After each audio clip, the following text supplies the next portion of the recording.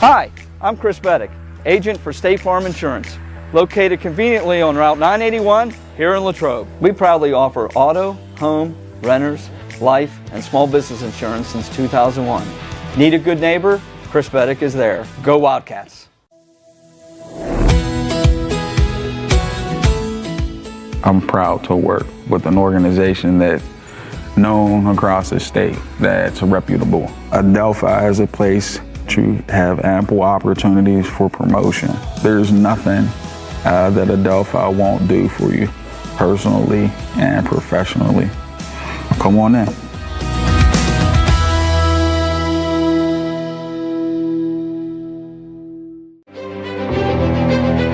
I am the swiftest creature alive.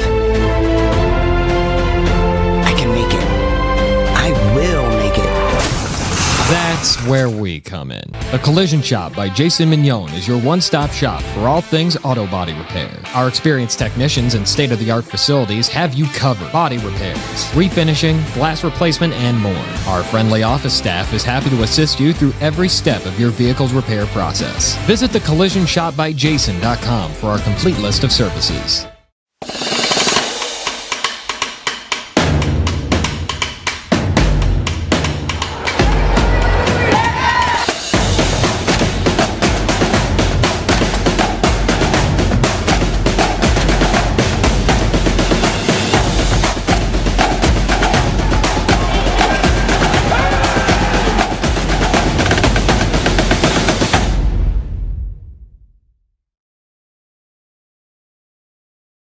Hi, I'm Jason Brinker. This is my wife Hannah, our daughter Charlotte, and our son Stephen, and we welcome you to Lepatich Brinker Funeral Home.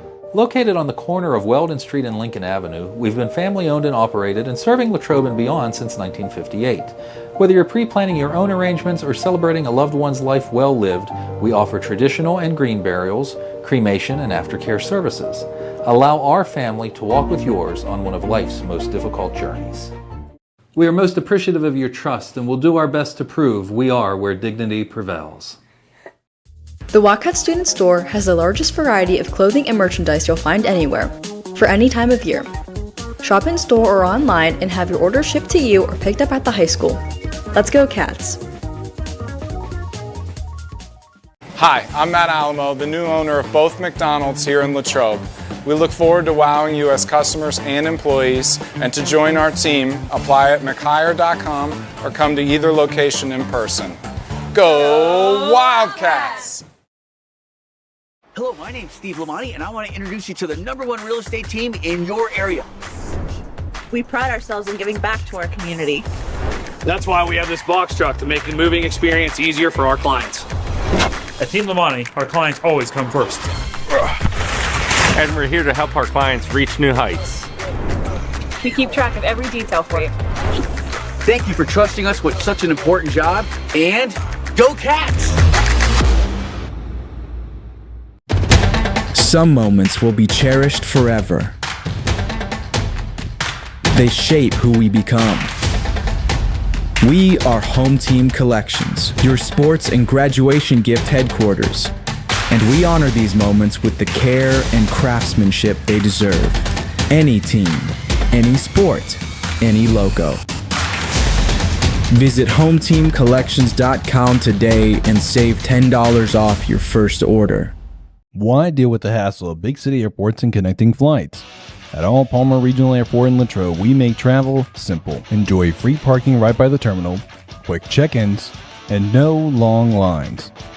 All on a relaxed, easy-to-navigate airport. But the best part? You've got non-stop flights to sunny Orlando and Myrtle Beach every day. Plus, enjoy convenient twice-weekly service to Fort Lauderdale. No layovers, no stress, just smooth, non-stop service straight to your favorite vacation spots. Tired of flying into a bigger airport just to stand in line and catch a connection? Skip the chaos. Fly direct from Latrobe and start your getaway the smart way. Fly Latrobe. Fly direct. Fly smart. It's a beautiful day in the neighborhood to stop at Hotel Loyal Pizza in the heart of downtown Latrobe on Ligonier Street. Since opening our doors in 1953, Hotel Loyal Pizza has proudly served the Latrobe area.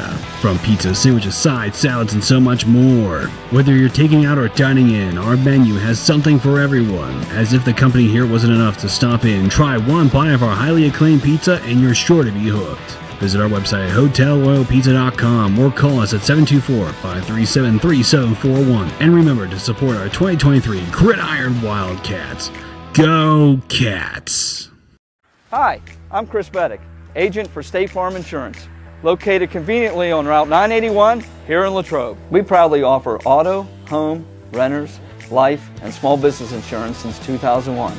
Need a good neighbor? Chris Beddick is there. Go Wildcats!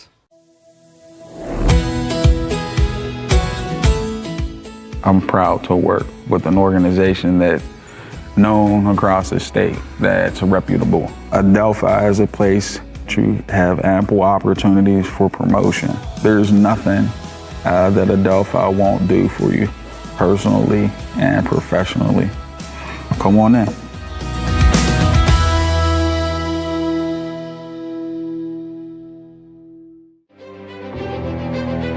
I am the swiftest creature alive. I can make it. I will make it. That's where we come in. A Collision Shop by Jason Mignon is your one-stop shop for all things auto body repair. Our experienced technicians and state-of-the-art facilities have you covered. Body repairs, refinishing, glass replacement, and more. Our friendly office staff is happy to assist you through every step of your vehicle's repair process. Visit thecollisionsshopbyjason.com for our complete list of services.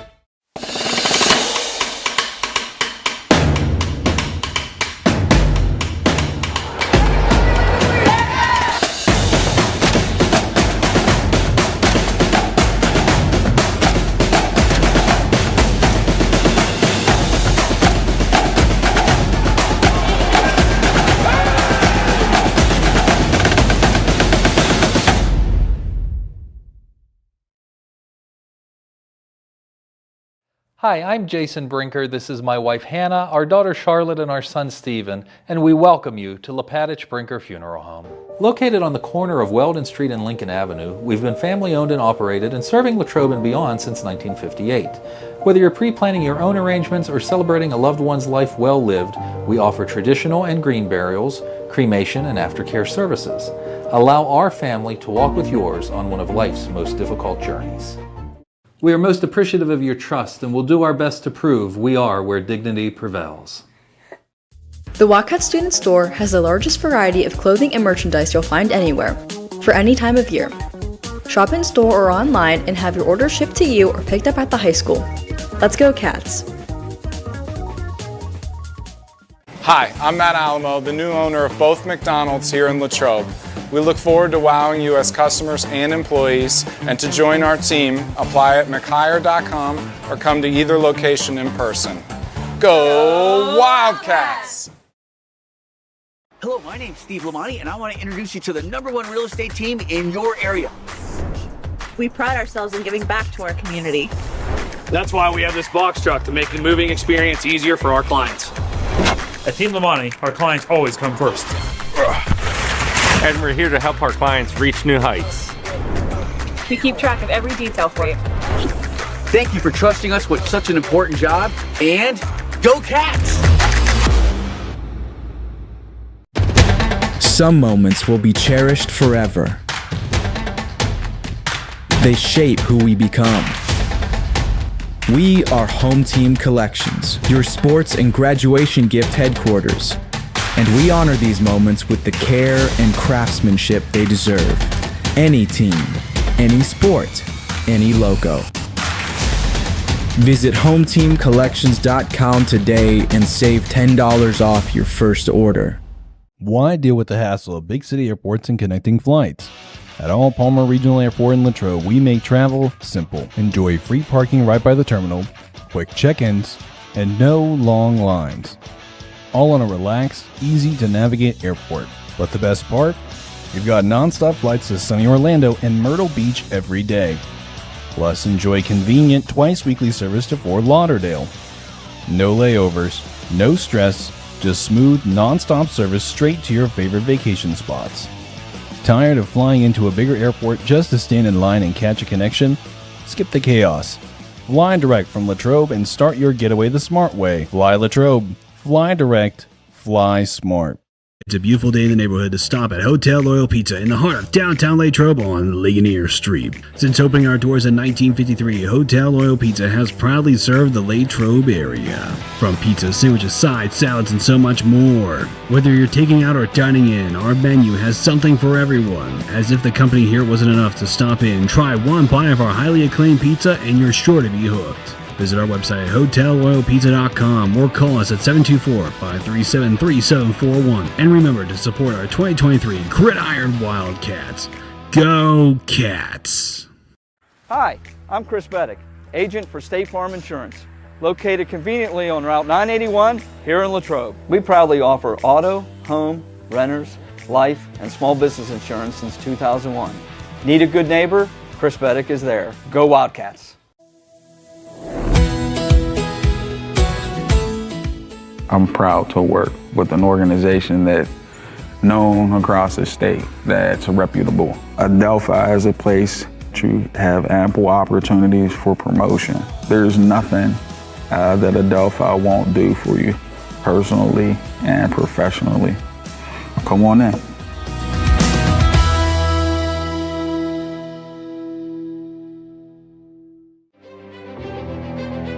I am the swiftest creature alive. I can make it. I will make it. That's where we come in. A Collision Shop by Jason Mignon is your one-stop shop for all things auto body repair. Our experienced technicians and state-of-the-art facilities have you covered. Body repairs, refinishing, glass replacement, and more. Our friendly office staff is happy to assist you through every step of your vehicle's repair process. Visit thecollisionshopbyjason.com for our complete list of services.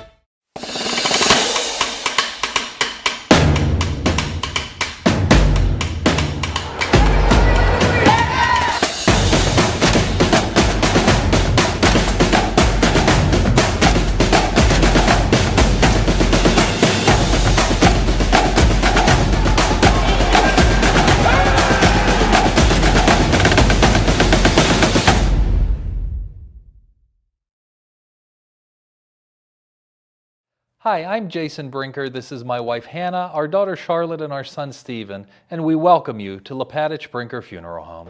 Located on the corner of Weldon Street and Lincoln Avenue, we've been family owned and operated and serving Latrobe and beyond since 1958. Whether you're pre-planning your own arrangements or celebrating a loved one's life well lived, we offer traditional and green burials, cremation, and aftercare services.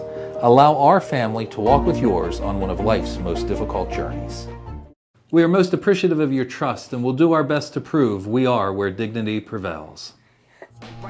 You never know when the day you gotta go, so you gotta lift it up and get love in your soul, yeah. It's kinda common to be down, but don't stay like that. Yeah. You gotta know that there's only one of you. Why? To yourself, the true man, that's why you gotta do it. Keep your head up, rise above the blue, yeah. I gotta live.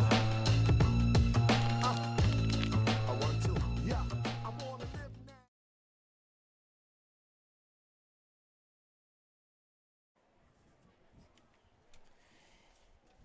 It's the Wildcats Network presented by West Media Group as we welcome you inside Mustangs Field in Plum, Pennsylvania, as we welcome you to week number 1 of Greater Latrobe High School football. The season obviously started last week with week 0 as the Greater Latrobe Wildcats are still searching for their first win of the season as we officially welcome you to the Greater Latrobe High School football pre-show, and it is brought to you by St. Vincent College in Latrobe. Rooted in Benedictine values, St. Vincent College turns 1,500 years of tradition into a thriving modern education. Explore diverse academic programs, discover your purpose, and gain the skills to make a lasting impact. Apply now for fall 2026 or schedule a tour online at stvincent.edu. As we welcome you to the broadcast, I'm Colton Tobias, and alongside Richard Hillwig. Richard, a lot to discuss here on our St. Vincent pre-show. A tough way for Greater Latrobe in the 28-13 loss against Connellsville at home last week to begin the season. Yeah, it's something unlike they've had from the past couple of seasons where they've started out the season 1-0. This year they're starting 0-1, but I talked to Tom McIntyre this week. The biggest thing for him was you can always get better from week 0, and that it is week 0 last week against Connellsville. So, again, tonight they're facing a good Plum team, trying to right the ship here in week 1. And on the other side, you have a Plum Mustangs team that is really trying to find their groove. It has been a while since Plum has made it to the WPIAL postseason, but they started off their season on a high note last week in Murraysville as they were able to take down Franklin Regional to begin their 2025 campaign in a dominating performance. 42-13, the final as the Mustangs were able to take down their rivals, the Panthers. Yeah, the Plum Mustangs jumped out to a 21-0 lead against Franklin Regional, and like you said, winning 42-13. 4 passing touchdowns from sophomore quarterback John Nunnenberg. Samaj Robinson had 2 touchdowns as well, 1 rushing and 1 receiving, and Nunnenberg was 9 of 14 for 228 yards and 4 touchdowns. That game by Plum and that win by the Mustangs ended a streak of 6 straight losses to Franklin Regional with the win. And you know, I kind of got the sense here from the past couple of, matchups that we've had here from week 0. That's a rivalry that Plum and Franklin Regional have, so... Neighboring communities. As a Murraysville resident, I know that all too well. Neighboring communities and a very aggressive games, but I know that it was the exact way that Plum wanted to start their season, and they sure did. And now it's going to be a test for them this week, Richard. And I'm sure there's a lot of pressure because this is their first home game of the season, so I know that they really want to put on a good show for their home crowd in purple here tonight. Yeah, it's going to be a test here. Obviously, I think for both sides it's going to be a test here. Obviously, for Matt Morgan in his 13th season here at Plum, they have a good team this year. They returned 4 starters on the offensive line. That's obviously one of their strengths coming into this year. You mentioned their last playoff appearance. It's been a while. 2021 was their last playoff appearance. They're trying to bring a program that is kind of, trying to get something going in the right direction. They've had their years, but trying to get things going into a direction where they can exceed more than just the playoffs, try and win more games than that. I think this year they have a team that can do that, and obviously it starts up front. Size matters. And then with the way that John Nunnenberg played last week, that gives them confidence, no doubt about it. And they are led by one of their own, Matt Morgan. He played for Walt Harris at Pitt, spent a few years in the National Football League with the St. Louis Rams and the Buffalo Bills. He has been the head man for this program since 2013, coming over as an assistant from Gateway High School. And Matt Morgan really has his boys going in a good direction. But when you look back at the history books between these two teams, Richard, Greater Latrobe really has dominated this series in the last 4 times that they have playing last year. That was the first time they played in 5 years, and the Wildcats were able to get that 32-18 victory. I believe you were at that game last year. So what were some things that you saw from the Wildcats that you liked from that game, if you can remember? Well, like you said, they've won the last 4 games here, including the last time they were here at Plum back in 2018, 28-6. They do lead the series against Greater Latrobe 9-8 overall, but the Wildcats, much like a lot of these teams that they've played in the past 3 years, cutting that distance within the series that they played. Last meeting against Mustangs last year, jumped out to a quick 13-0 lead thanks to John Wetzel, 25-yard touchdown pass to Andy Tash for the first passing touchdown of the season for the Wildcats, and a Brady Perhovic 5-yard touchdown run. TJ Futelis had a 5-yard touchdown run to make it 13-7 for the Mustangs, but John Wetzel answered with a 7-yard touchdown run of his own to make it 20-7. Olivia Bigger added a 32-yard field goal to make it 20-10 at halftime. But then it was the Alex Tash show from that point on. He had a massive night for Greater Latrobe, having a 56-yard touchdown run in the third quarter to make it 26-10, and then a 5-yard touchdown run to put some distance between them and the Mustangs at 32-10. The Mustangs added one final touchdown on a TJ Futelis 80-yard touchdown pass to Darian Nelson, which would stand as the final score 32-18, and the Greater Latrobe Wildcats started the season 2-0 for the second time in the past 3 years.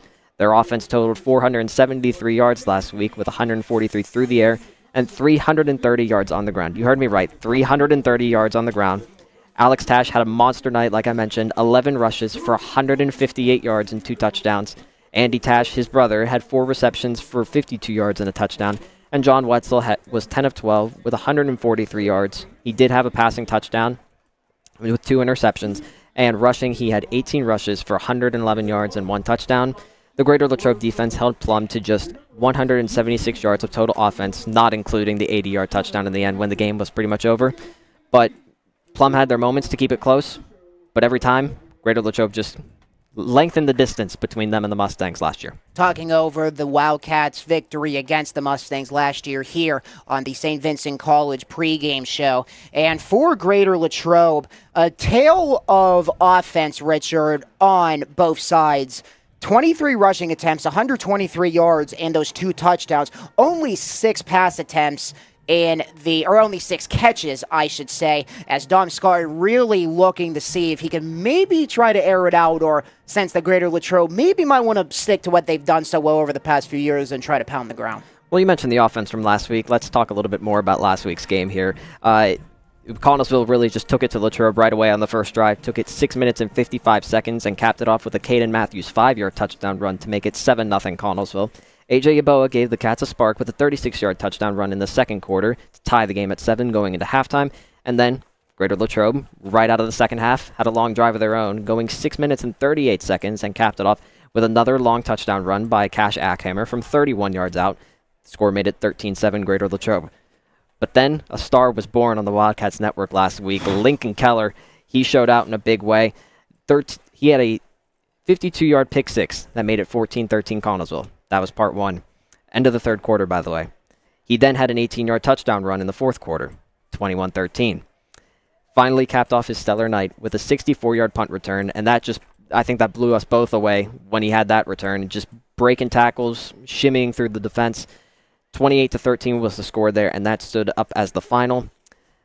I think you mentioned it, inconsistencies in the passing game. That hurt Greater Latrobe last week. What also hurt them? Timely penalties. Remember that they had the kickoff return right after the pick six called back.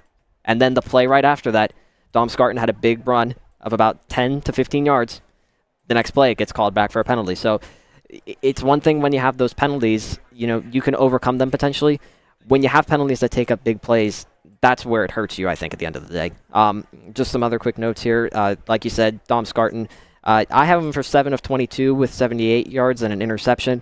Cash Ackhammer and A.J. Yaboa combined for 112 rushing yards last week, so that was one positive, knowing that they have at least 3 to 4 running backs that they can roll. Obviously, Yaboa and Ackhammer got the headlines from last week, but Chris Cochran's still going to get his carries as well, and I think he's going to be more involved here in the coming weeks. And Sawyer Butina was the leading receiver for Greater Latrobe, 2 receptions for 38 yards. Again, like you said, 201 yards of total offense. They actually gave up 235 total yards to Connellsville last week, but 177 on the ground. That will come back to bite you most times. And I felt like one of the players that really stood out last week was, on defense, Clayton Burkett. Had a big game. I mentioned last week he had those turnovers. He had a turnover knack last season, playing for JV with those 15 to 16 turnovers. Got 2 fumble recoveries last week, so he's going to be right in the midst of things with, taking the ball away this year. And Richard did have a chance to speak to Tom McIntyre. We will play that interview for you when we come back on the Wildcats Network, presented by West Media Group, currently in the pregame show, getting you ready for game number 2 of the 2025 season for the Wildcats as they hit the road to take on the Plum Mustangs. Richard was able to catch up with Tom McIntyre. We will have that interview for you when we return.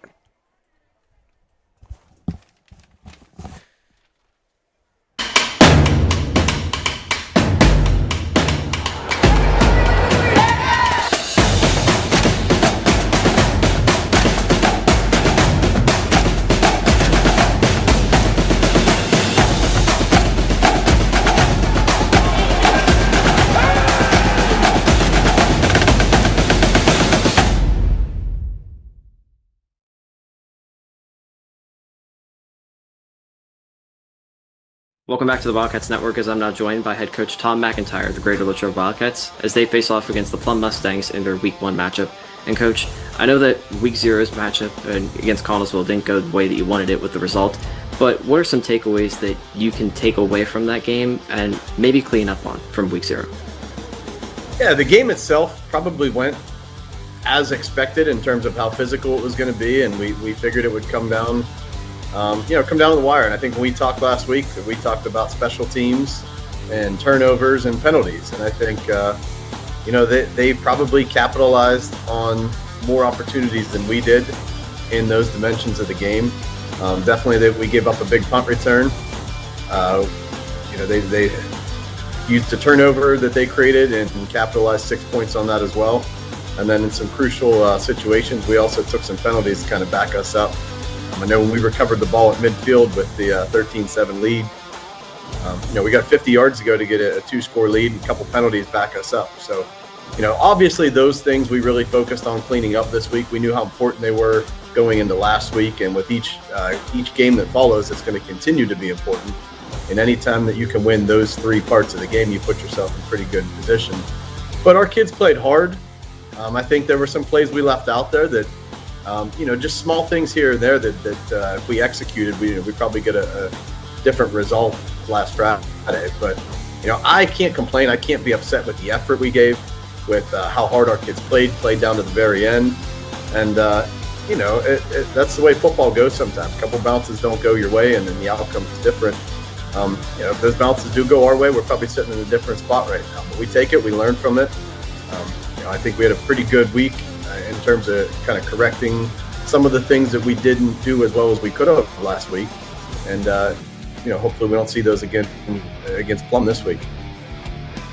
Offensively, there were moments where things looked pretty good for you guys. You had 2 long touchdown runs by A.J. Eboa and Cash Ackhammer.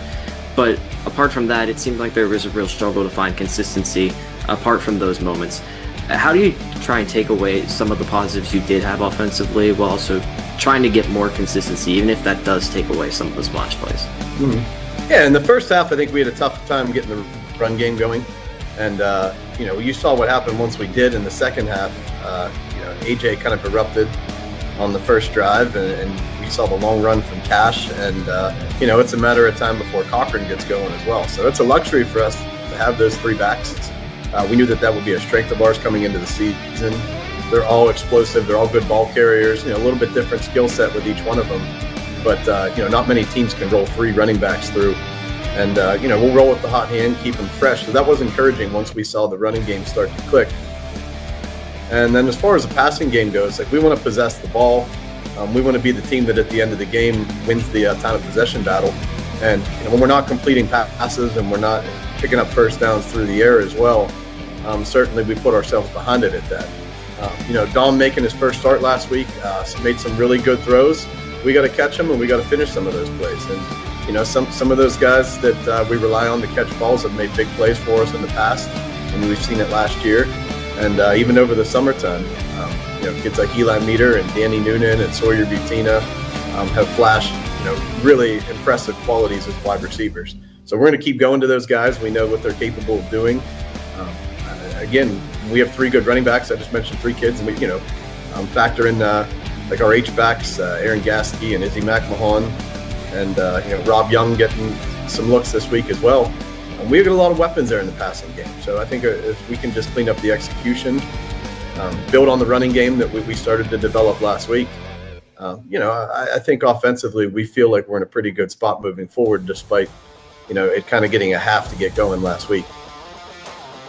You mentioned A.J. Eboa. He kind of made himself known in the first half defensively, but then also in the second half, he finished with 81 rush yards, a touchdown. He also had a sack in that game against Connellsville. What is it about his skill set that makes him so unique on both sides of the ball? He's a gamer. I mean, the kid's only a sophomore, and really getting his first taste of Friday Night Lights. I think he played some special teams for us last year, and got some carries at the end of some games last year. But this is his first crack at being kind of a feature player on the offensive side in particular, and then defense. He was kind of a role player last week, spelled at the linebacker position some, and he got in there and made a huge play, had a huge sack for us, and that's what he does. He's fast, he's explosive. He's never tired. He never wants to come off the field. And, as good of a football player as he is, he's an even better just human, a better kid. Such a good kid, works so hard, has the right attitude, always a smile on his face. So, it makes all of us feel really good to see him succeed. We watched him last year in JV games and see what he did in practice. And, he was the scout team running back a lot of times last year in practice. And you see how at times good we played in defense last year. And, I attribute that to those guys on scout team. When you have to tackle AJ all week, you're going to get better on defense. And that's just the kind of player he is. So I was really happy to see him kind of get his chance to shine. And Cash Ackhammer too, what he's able to do with the ball in his hands. Like those guys, they really left it out there last Friday, and I commend both of them for that. Look forward to seeing moving forward what they can do. Traveling to Plum tonight for your first road trip of the season. What will you guys have to do in order to rebound from last week and get your first win of the year? Yeah, like I said, I don't want to say that, football's not about luck. The team that's best prepared and the team that executes best, they usually win. Some things bounced the other way last week, and, those things don't bounce your way unless you're doing everything right. It's kind of the way that some games go, and I think if we can clean up that execution, you start to get some of those bounces falling your way. If we play with the same intensity and we play with the same heart I think we had last week, like I said, I can't ask for anything more there from our guys. And the wins are going to fall into place once that starts to kind of work itself out.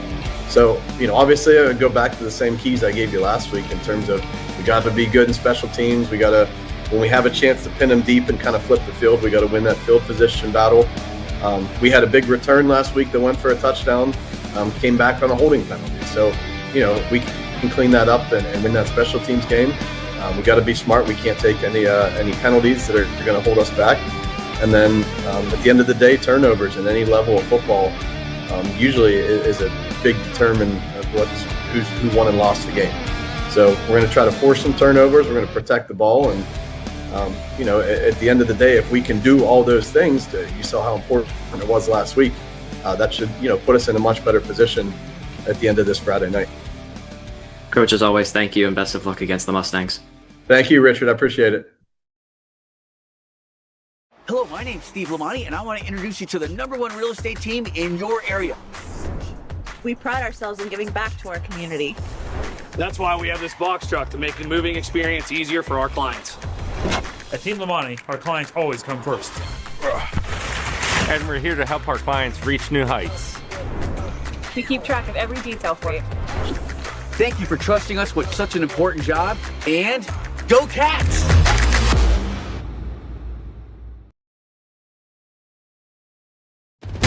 Some moments will be cherished forever. They shape who we become. We are Home Team Collections, your sports and graduation gift headquarters. And we honor these moments with the care and craftsmanship they deserve. Any team, any sport, any logo. Visit HomeTeamCollections.com today and save $10 off your first order. Why deal with the hassle of big city airports and connecting flights? At All Palmer Regional Airport in Latrobe, we make travel simple. Enjoy free parking right by the terminal, quick check-ins, and no long lines. All on a relaxed, easy-to-navigate airport. But the best part? We've got non-stop flights to sunny Orlando and Myrtle Beach every day. Plus, enjoy convenient twice-weekly service to Fort Lauderdale.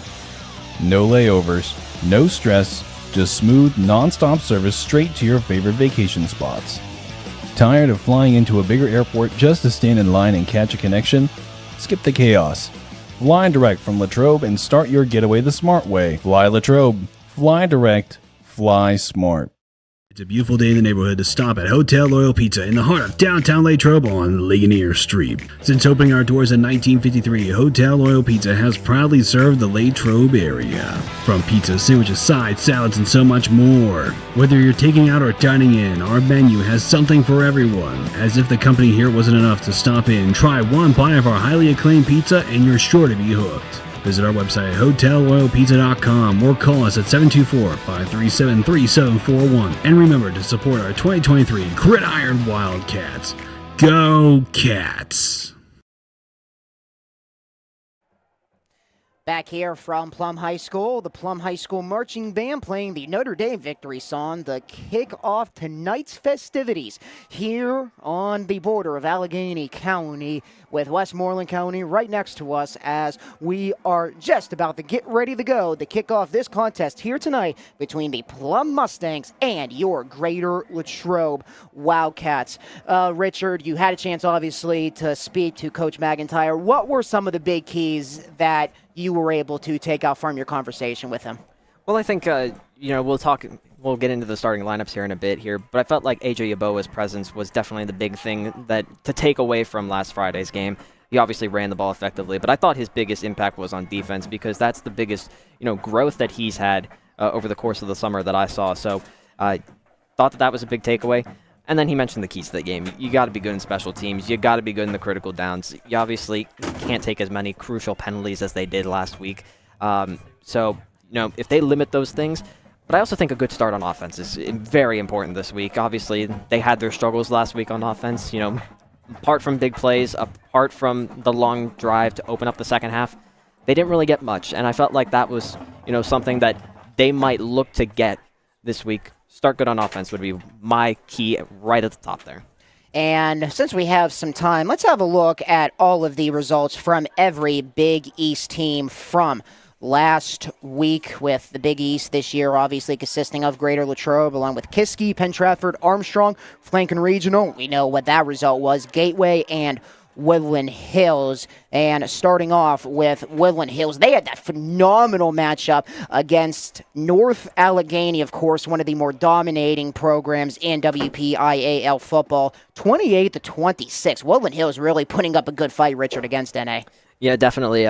Obviously, there was some controversy up in North Huntington last week with Tristan Tavares and Norwin against Penn Trafford. Depending on what angle you saw, depending on, where you were viewing the game, was he down? Did he fumble? Did he cross the plane? I don't know. That's a good question, and I'm not paid enough to answer those questions. So, Penn Trafford starts off on a good note. They obviously lost to Norwin last year, so them starting off, obviously, Penn Trafford's a good team year in and year out. The fact that they start off with a win this year just increases their chances. In the committee's eyes, obviously, you factor in the Week 0 games even this early. I know you probably factor them in less at this time, but they factor in as well come late October as well. 34-31 was the final, with PT taking down Norwin. And then taking a look at the rest of the Big East Conference, Gateway, they went a long way as they went all the way to State College to take on State College High School. Tough matchup for the Gators, 41-14. State College was able to defeat the Gators. And then, of course, we talked about Plum kicking off their season as they are getting ready to take the field, as they were able to take down Franklin Regional 42-13. And we'll have a list of all of the games tonight. Armstrong, they had a tough loss against Highlands, 31-28, and then, of course, we went over the PT Norwin game in Kiski. They started off their year in dominating fashion in a shutout against Knock, 21-0, and have a look at all of the other Big East Conference matchups going on tonight as the Plum Mustangs take the field for their opening home game of the 2025 season. Got Armstrong taking on Hampton, Franklin Regional taking on Hempfield in that Westmoreland County matchup.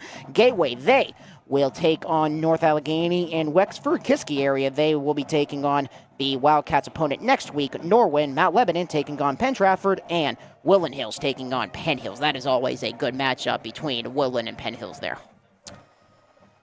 So I think we see the Wildcats coming in trying to take the field, and so without ado, let's get into tonight's starting lineups as they are brought to you by Maine's Chiropractic. Looking for professional chiropractic and wellness care? Maine's Chiropractic, with offices in Greensburg and Homer City, offers full preventive, sports, and occupational services for patients of all ages.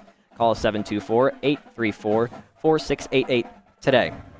Setting the stage for the Greater Latrobe offense, they had 201 total yards of offense last week, 123 on the ground, and 78 through the air. They scored 13 points last week. Their offensive play caller is Josh Hammock, and they are led by first-year head coach Tom McIntyre, who is 0-1 in his first game here at Greater Latrobe. This is his first matchup against the Mustangs. He replaces Ron Prady, who is tied for 6th all-time in wins, and is looking for his first career Wildcat head coaching win tonight. And with that win, he would tie Harry Ryan, who is 24th on the list. And the offense sets like this. 5'6" sophomore Gammon Owens gets the start at left tackle, and 5'11" junior Brady Cronenwetter gets the start at left guard. Vinny Calabrese, the sophomore, gets the start at center. With a change at right guard, Lucas Collins moves back there, where he was all of last season, the 6'3" senior. And right tackle is is sophomore 5'11" Josh Poche making his first start at right tackle. The H-back for Greater Latrobe is 5'9" senior Izzy McMahon, and the tight end for the Wildcats is 5'10" senior Russell Fry. The wide receivers for the Wildcats are 6'3" senior Danny Noonan, 6' senior Sawyer Butina, and 5'9" junior Eli Meter. The running back for Greater Latrobe is 5'9" sophomore AJ Yaboa, and again, starting at quarterback for the Wildcats is 6'3" junior Dom Scarton. The Mustang defense gave up 13 points last week against Franklin Regional, and their defense sets like this. Tavion Ruppert gets the start at defensive end along with Terrence Montu, both juniors, and Frank Grazulis and Benjamin Strickland, both seniors, get the start at defensive tackles. Eugene Hanslick gets the start at outside linebacker along with sophomore Kenneth Smith, and Landon Eckert gets the start at inside linebacker, the senior.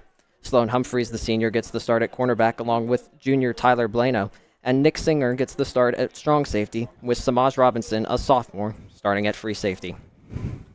The Mustang offense scored 42 points last week against Franklin Regional, and they are led by head coach Matt Morgan, who is in his 12th season here at Plum. He's 39-73 overall, 3-4 versus the Wildcats, and their offense sets like this. At left tackle is senior Benjamin Strickland, and at left guard is senior Anthony Del Mastro. Frank Razulis gets the start at center, and Jackson Verholick gets the start at right guard, with Tavion Rupert getting the start at right tackle. The running backs for Plum this week are 5'10" sophomore Samaj Robinson, with 5'11" senior Elijah Jackson as well. The H-back for Plum is Eugene Hanslick, a 6' senior, and the wide receivers for the Mustangs are 5'11" senior Nico Singer, 5'8" junior Chase Tamain, and 5'10" senior Sloan Humphreys. And at quarterback for the Mustangs is 6' sophomore John Nunnenberg. The Greater Latrobe defense gave up 235 yards last week to Connellsville, 177 on the ground, and 58 through the air. Their defensive play caller is Lou Kaiser, and their defense sets like this. At defensive tackle for Greater Latrobe is 6' junior Dylan Miller, with Wade Enoch and sophomore Aaron Gasky getting the start at the defensive ends. Inside linebackers for Greater Latrobe are 5'10" senior Cash Ackhammer and 5'9" senior Izzy McMahon. The outside linebackers for the Wildcats are 5'9" senior Luke Tomko and 6' senior Chris Cochran. At free safety for the Wildcats is 6' senior Sawyer Butina, and 5'11" junior is Clayton Burkett at strong safety. And rounding out the defense for the Wildcats is 6' junior Tristan Letty at cornerback and 6'3" senior Danny Noonan at the other corner. And again, tonight's starting lineups are brought to you by Maine's Chiropractic. 5 Farm Road between Latrobe and Greensburg, there is a difference among chiropractors. See the difference that Doctors Tom and David Maines can make for you at Maine's Chiropractic, Colton. Thank you so much, Richard. As Mitch Horner is set to kick this one away, the Mustangs will receive to start off this game tonight. As Horner waits for the boot, and we are underway at Plum, and it is going to be taken at around the 25-yard line. Ball is out! Ball is out of the gate! Who recovers? Out of the gate, Plum saying they have it. Greater Latrobe saying they have it. Rodersheimer with the grab, and he was able to pick it up just in time. A crazy way, Richard, to start this game, as Greater Latrobe thought that they were going to have it back. Well, even if they didn't get the fumble recovery, that's one heck of a start for the Wildcats here. Try to set a tone here early on. They kind of came out flat last week. That's a way to make sure you're not flat this week. John Nonnenberg and company. Jackson to his right, the senior running back, will get the carry to start off this game. He goes up the gut, and he gets a big chunk of yards as he gets down to the 45-yard line, with Plum still on their side of the field, but they are already chugging away with the ball nestled at the 44-yard line. A big play by the Wildcats defense, giving up to start this contest. Yeah, just a little inside run there. Obviously, Jackson and Robinson make a very lethal duo back there for the Mustangs. Plum already in business as they are edging to try to get to the plus side of the field. They are going to hand it off to Jackson again. He will chug up towards the 50 as he is still on his feet trying to gain those extra yards, trying to get every inch. Luke Tomko was there for the stop, I should say, as Plum was able to get another carry there by Jackson to move it up 6 yards. Obviously, we talked about Nonnenberg being able to air it out, but, Plum is able to, this is what we saw last week is that Plum is able to do a little bit of both. Obviously, again, week 0, things could change throughout the year, but a good start for them, no doubt. Elijah Jackson had 16 carries last week in Murraysville. As the first 2 today, and he had the third there, what we thought, and it is going to be a check down, some speed inside the 30, still on his feet. He gets tackled from behind. Nico Signor taking the check to the far side, and he was able to chug inside the 30 as he gets down around the 25, exactly at the 25-yard line, as the Wildcats defense giving up some big plays on defense on the first offensive drive of the game. Yeah, just a little outside pass there that obviously found a lot of room there. So 3 plays, 3 bigger plays for the Mustangs, and they're set themselves up here in business early. Nonnenberg feeds it to Jackson again. He goes right up the gut. Tomko is trying to get the tackle, getting past him, and Jackson into the swarm of bodies that the boys in the all-whites and the black helmets are wearing tonight, and we're going to have our first flag of the contest. It's a hold here against the Mustangs, so we'll back things up for Plum. Would have been a gain of 4, but instead a 10-yard penalty. We'll just redo first down here. And a break that Greater Latrobe was looking for as the ball gets pushed back to the 35. And again, moments like these, obviously, you're probably going to give up some yards here. You'd like to give up none, but, you've backed them up behind the chains. Try and make sure that they don't get ahead of them now. 1st and 20. Well, Nonnenberg air it out on the 1st and long. He was faking the handoff to Jackson, and Nonnenberg, he can run as well as he was forced out of bounds. Nonnenberg looking for some room to run, but the Greater Latrobe front shutting things down as Nonnenberg trying to use his legs there. Yeah, just get back to the line of scrimmage there for Nonnenberg. He may have actually lost a yard there. I think he did lose a yard. He did. He did run out of bounds there, so it'll set up a 2nd and 21, I believe. 2nd and 21. Of the Wildcats.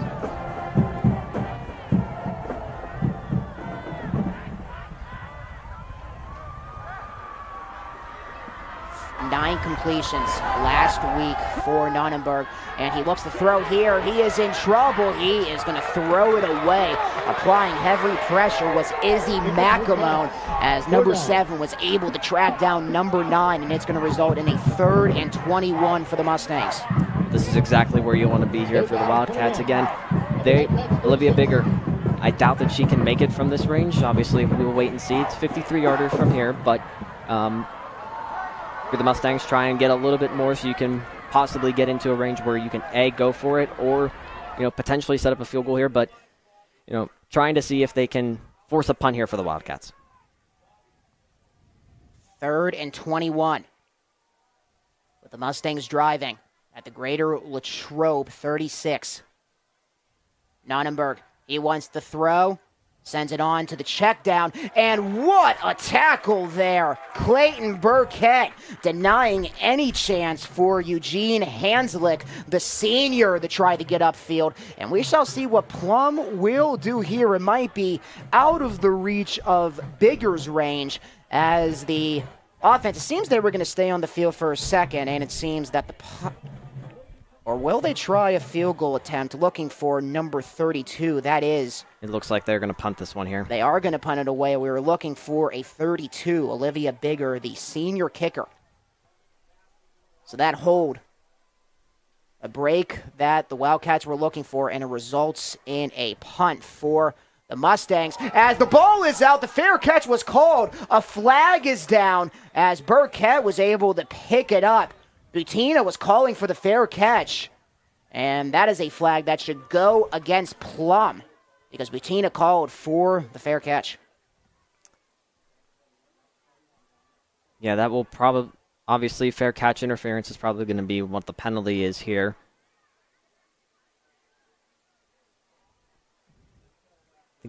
The punt was from Luke Holberg, the senior. Let's take a look at our Team Lamani Realty One Group replay here. Muffed on the play there, and, right place, right time for Clayton Burkett there. He just seems to have a knack for the ball, like I said,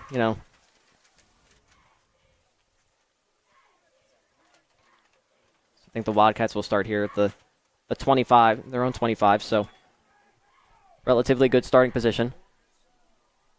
Dom Scarton and company check onto the field for the first time tonight, and they have a carry out of the gate. It is AJ Yeboah. And as we said his name a lot last week, and one of the touchdowns for Greater Latrobe as he gets the first carry of the game. That's a gain of about 2 there for Yeboah. Officially listed as a gain of 1, 2nd and 9. Thanks for correcting me. I appreciate it. Robert Young, number 85, checks in. It's down here at the bottom of your screen.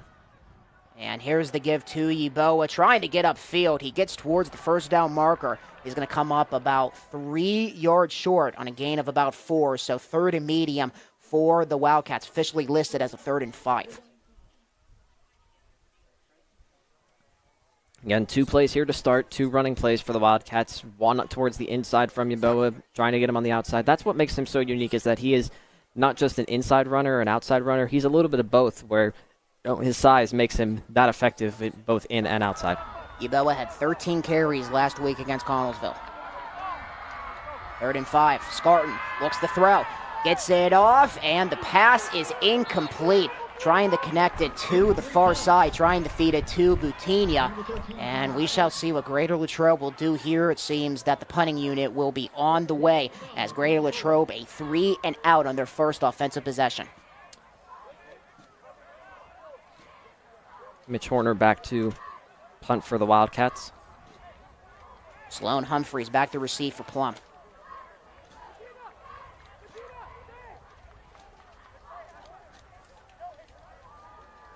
Humphreys, the senior receiver, 5 catches against Franklin Regional last week.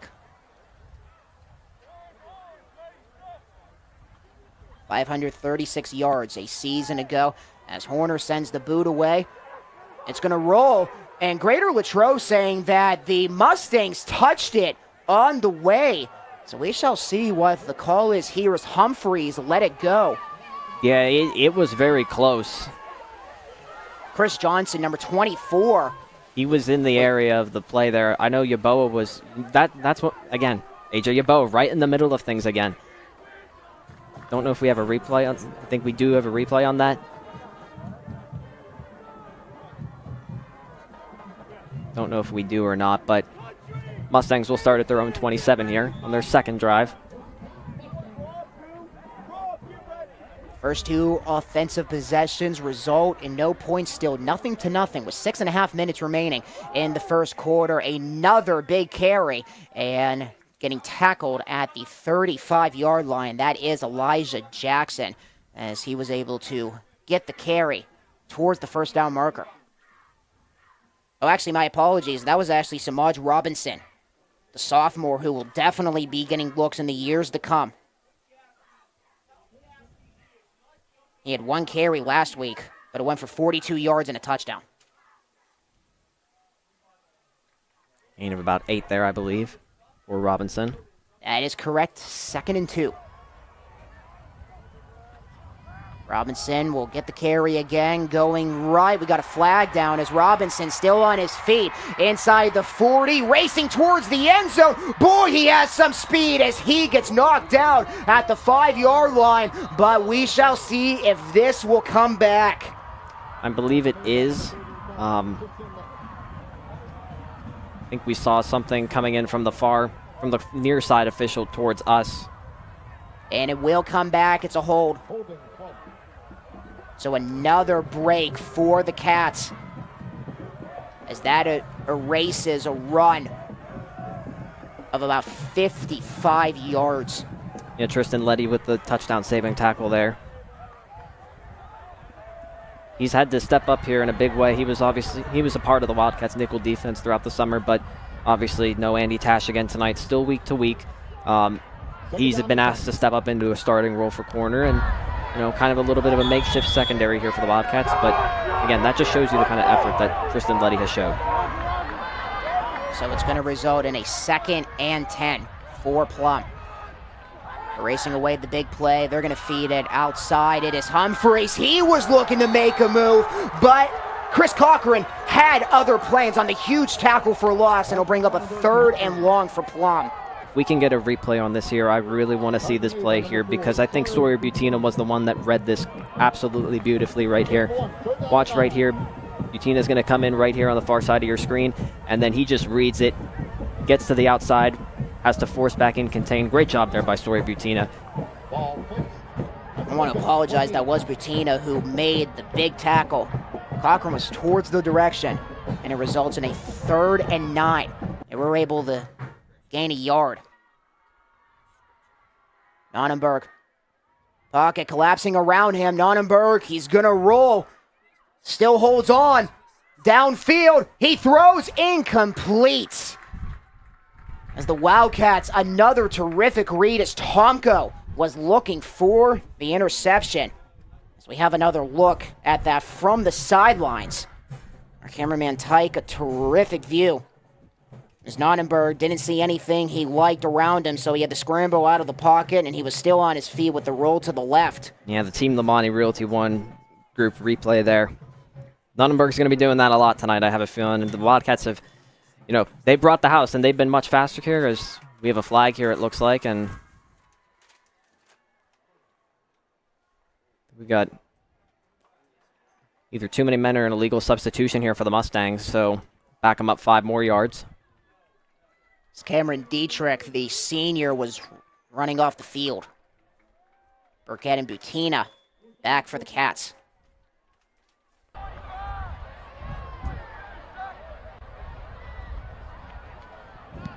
Get it away. Goes towards Butina as it takes the bounce, and he gets it at the 35. And he tries to get upfield, but not really much room for Butina the run, as the Greater Latrobe offense gets back onto the field, as they will be around the midfield mark with the ball being set around the 43-yard line. This is good starting field position for the Wildcats here. And, defense has come to play here early on, and it came to play last week early on as well. So now it's time to see if the Wildcat offense can try and build off of the good starts that their defense have had here in the past 2 weeks. 4:38 remaining. Still 0-0. 4:38 left until we move along to the second quarter here from Plum. With these two teams squaring off for the second year in a row in this WPIAL 5A matchup.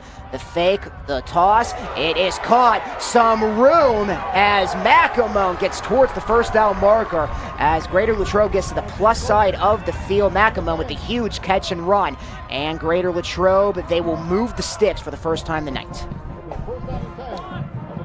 Well, that's just, that's a great drive starter right there by the Wildcats. Obviously they want to run more than they pass. There's no denying that. But if the more you run, the more you're able to kind of finesse them with the pass here and there. And great job by Izzy as well, just kind of slipping out there.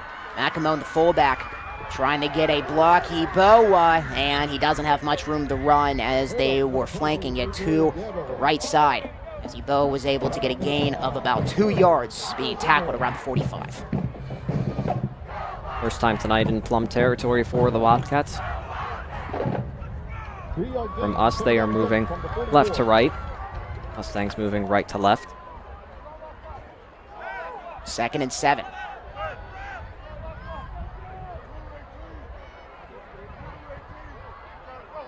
Scarton hands it off. Eboa again looking to go left, and he doesn't have much room to run as Greater Latrobe is trying to push it up the gut. Benjamin Strickland, 255-pound senior with the tackle for Plum, and it's going to bring up a 3rd and 4, gain of 3 on the play for Eboa.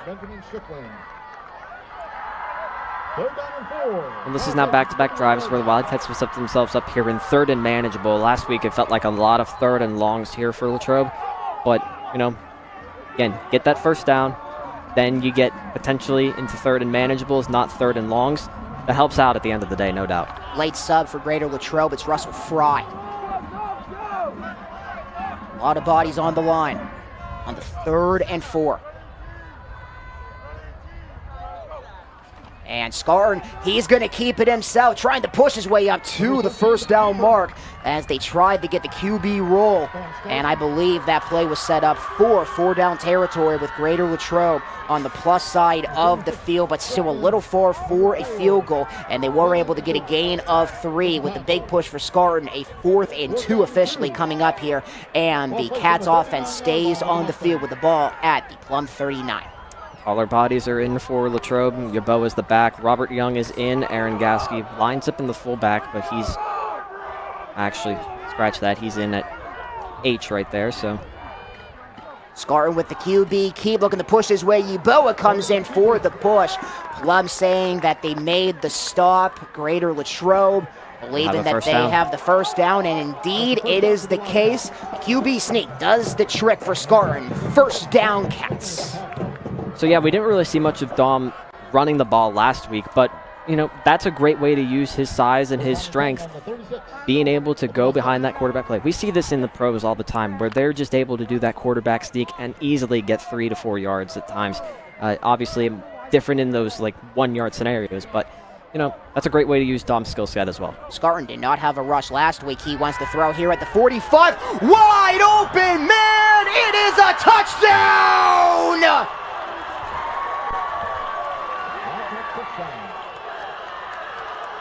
Wide open. How did Tomko get so free? Watch this here on the top of your screen for Luke Tomko. In coverage with Tyler Boleno. Miscommunication. And yeah, miscommunication there. On the coverage, and Tomko taking advantage of it. And the boot, that is his first catch of the season. And the extra point was good as the Cats lead 7-0 with 1:50 remaining in the first quarter. 36-yard touchdown catch by Luke Tomko, and we'll be right back here on the Wildcats Network. The Wildcats lead 7-0. Hi, I'm Chris Beddick, agent for State Farm Insurance, located conveniently on Route 981 here in Latrobe. We proudly offer auto, home, renters, life, and small business insurance since 2001. Need a good neighbor? Chris Beddick is there. Go Wildcats. I'm proud to work with an organization that's known across the state, that's reputable. Adelphi is a place to have ample opportunities for promotion. There's nothing that Adelphi won't do for you personally and professionally. Come on in.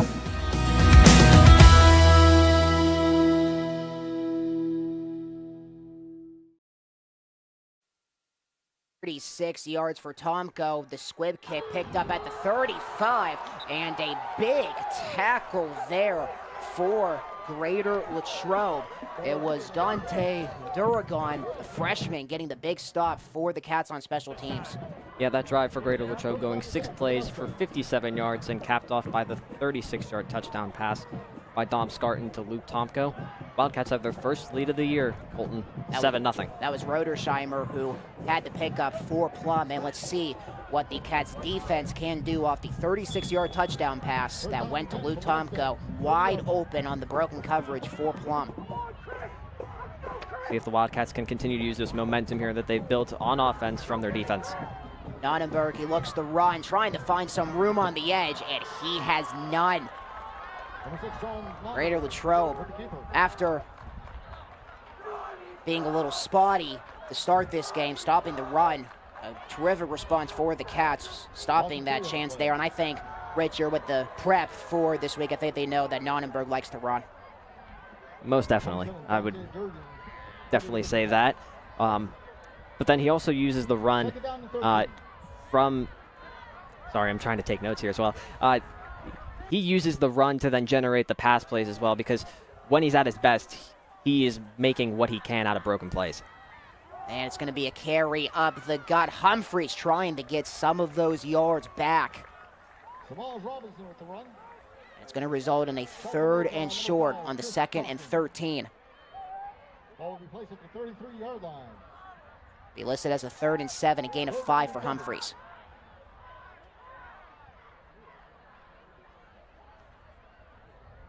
Plum trying to move the ball. They've done so far in this game, but penalties have plagued the Mustangs so far in this game.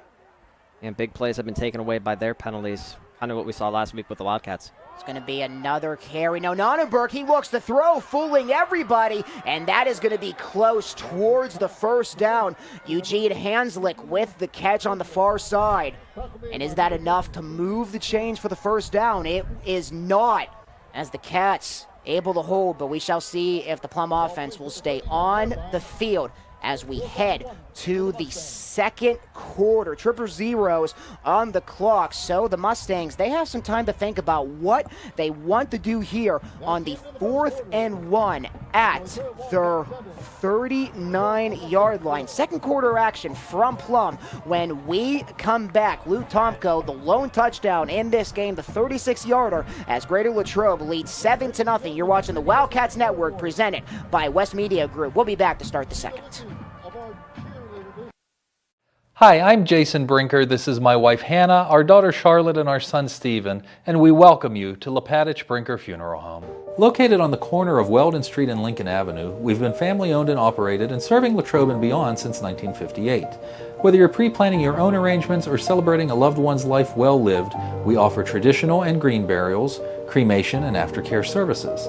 Allow our family to walk with yours on one of life's most difficult journeys. We are most appreciative of your trust and will do our best to prove we are where dignity prevails. We're back to begin the second quarter from Plum Senior High School, as the Mustangs will look to get the first down here on the 4th and 1, and that extra push might be enough to give the Mustangs the first down, and that indeed is the case with Plum going for it on the 4th and 1. They officially moved the chains for the first down.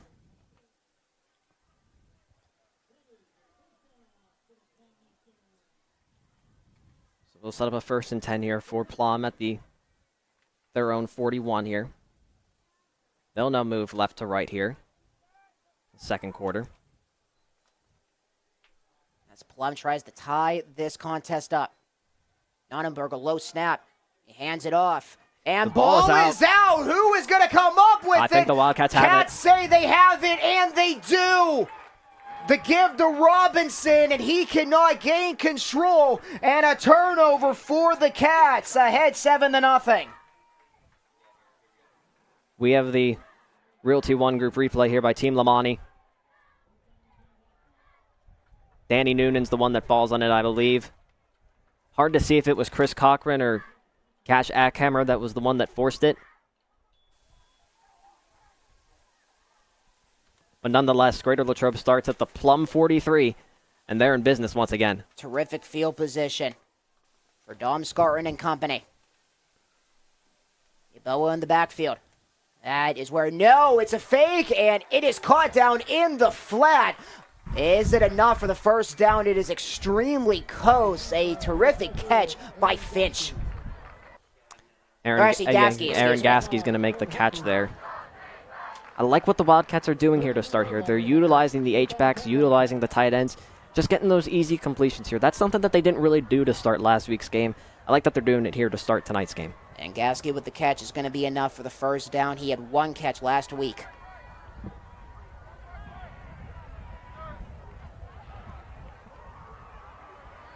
Fake does the trick. As thought it was going to be a handoff to Yeboah. It is going to be a handoff here as Yeboah right into the teeth of that Plum defense.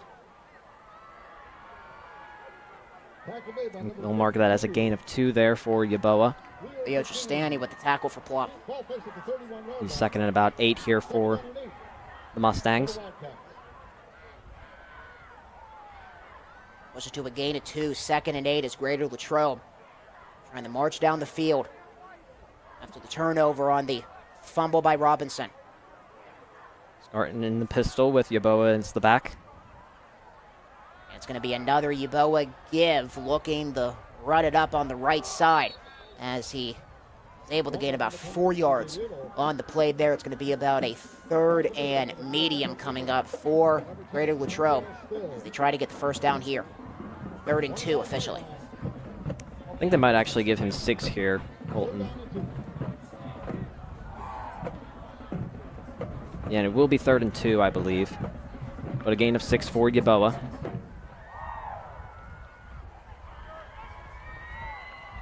Scarton lines up under center. They have the fullback. It's Gasky. And they will give it to Yeboah, trying to get the first down. And that extra effort might be enough. And indeed, it is another Yeboah run. And it's a first down for Greater Latrobe. Gain of 3 there for Yeboah. And I noticed that the Wildcats, they're going big each time on those 3rd and 3s and 3rd and shorts. Obviously, Robert Young in there. You may have saw him on the bottom of your screen, but they're going Aaron Gasky as well. They're going with the fullback look as well. Interesting, different look here by the Wildcats this week.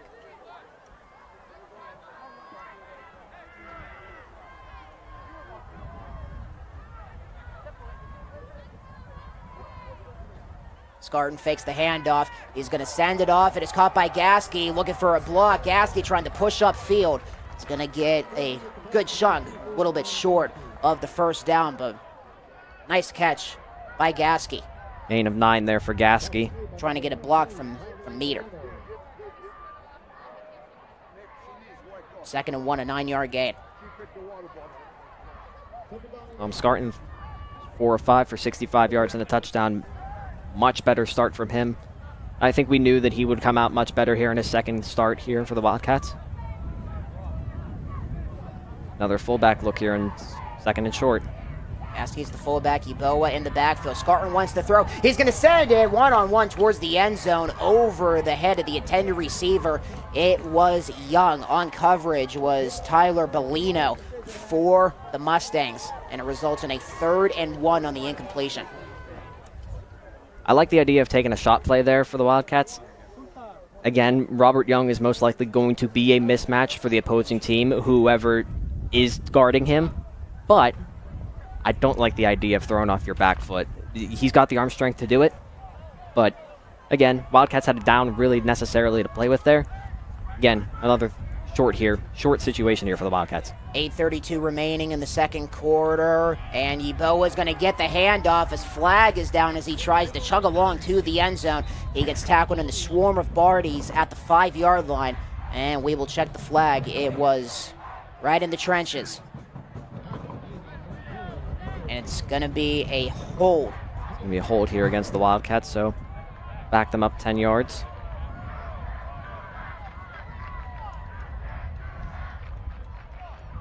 Greater Latrobe, I believe that is their first penalty tonight. 8:27 remaining in the second quarter as Greater Latrobe looks to add on to their 7-0 lead. Yeah, penalty-free start here for the Wildcats. All back to the 28. It's a 3rd and long. I think Tom McIntyre calls his first timeout here for the Wildcats. 30-second timeout most likely. And while we have a timeout here on the Wildcats Network, let's remind you about our friends here at the Alamo Restaurant Group. The owners of your local McDonald's at Mount Laurel Plaza and Lincoln Avenue are now hiring. Stop by either location to pick up an application or apply online anytime at jobs.mchire.com. Join the team today and start your career with McDonald's. So a loss of 15. Moves it back to a 3rd and 16 with 8:21 remaining in the second quarter. See if Greater Latrobe wants to try to pick it all up, or they want to maybe try to push it in the closer field goal range for corner. 7-0 Greater Latrobe here is the score. As we have 8:21 left here in the first half.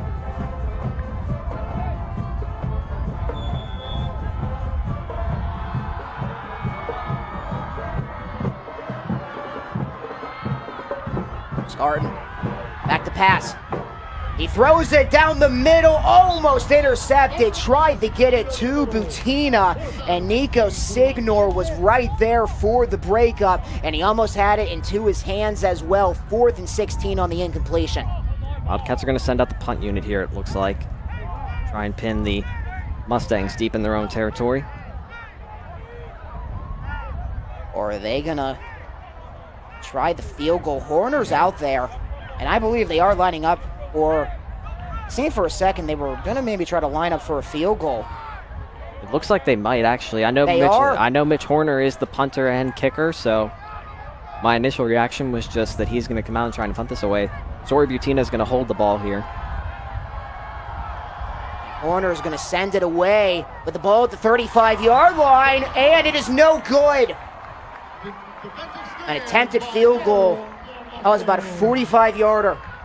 It seemed Horner had the distance, but it went a little wide to the left. I thought it had the line right, just a little short right in front of the crossbar there. And so the Mustangs will start. See where the Mustangs will start here. We're going to start at the 20, I believe. Indeed they will. Mustangs looking to march down the field as they try to tie this one up as Greater Latrobe still leads 7-0 with 8:11 remaining in the second quarter.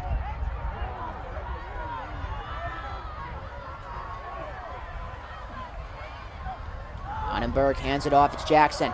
Elijah Jackson trying to race upfield. He was able to get an extra push, but Butina comes up with the tackle for Greater Latrobe. And Wade Enoch is in the bow as well.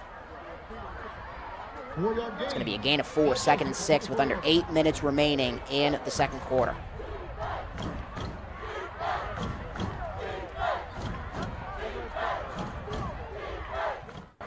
And Wildcats have done a good job of limiting the big plays for the most part here. I know that some of them have gotten called back by penalties, but they've, for the most part, kept the Mustangs in front of them tonight. 2nd and 6. They're going to feed it to Jackson. He has some room. He has the first down. He was looking for more, but Noonan stopping the tackle as Plum does get the first down, but with that tackle by Noonan, it denies a few extra yards for Jackson. I think that'll be a gain of 11 there for Jackson.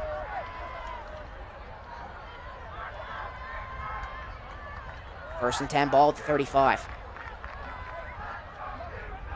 Tackle made by number 20, Danny Newman.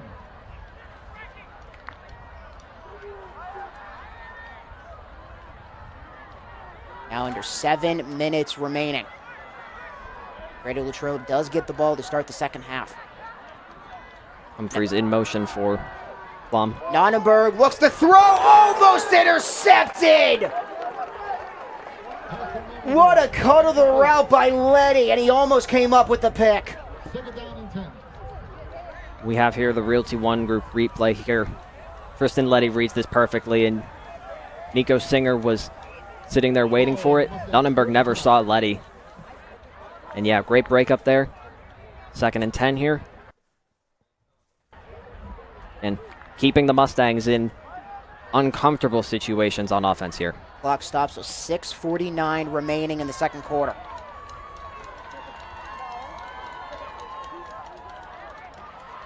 Plum stays in the air. Nonnenberg has all kinds of time. He rolls out, trying to use the wheels. He has plenty of room. He's going to pick up the first down as he moves out of bounds at midfield. Tomko was chasing him down on the near side.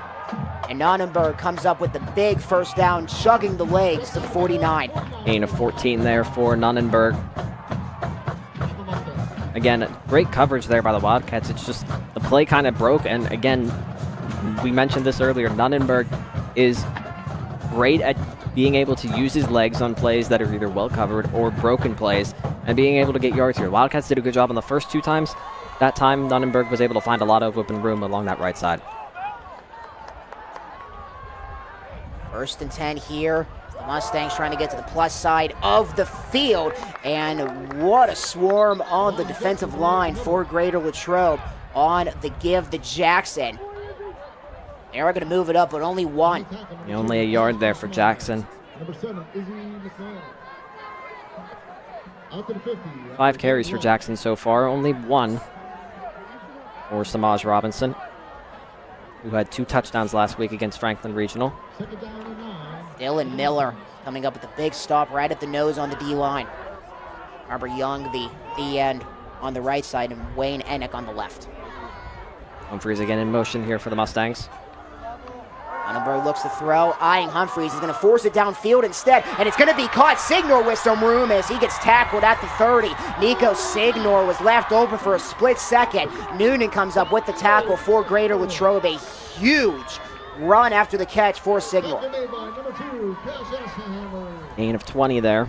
And that's a first down, Mustang. Nonnenberg was looking towards Humphreys, but saw a target downfield and he was able to connect. Yeah, kind of that look off on Humphreys there kind of opened up that play.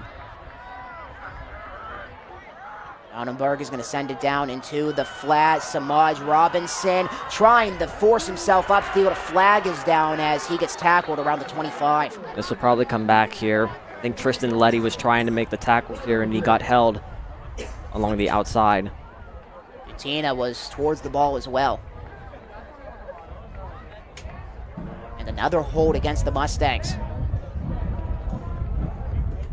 It is coming back against the Mustangs, so back them up 10 yards from the spot of the foul. So it's going to result in a first 20. 5-16 and rolling. First and 16 from the 36.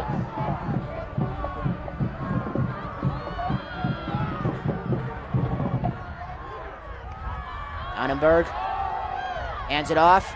Robinson looking for some room, and Robinson has absolutely nowhere to go as he gets swarmed. Izzy McAmone there for the stop for the Cats.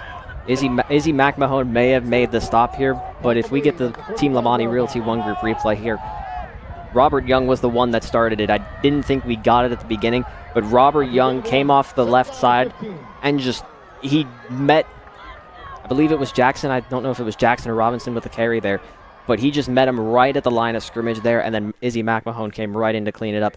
Great job there by both McMahon and Young. 2nd and 15 with 4:21 remaining in the second quarter.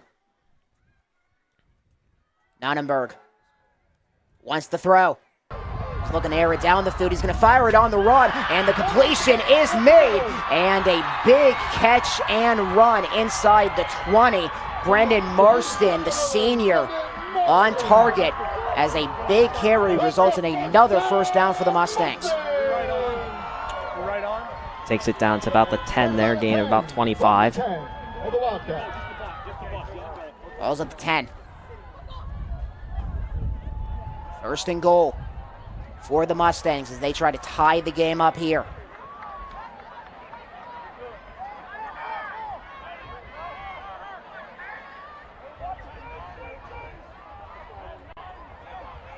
Annenberg, Jackson up the gut, trying to chug his way towards the end zone, and Greater Latrobe knowing there that it was going to be a feed to number 9.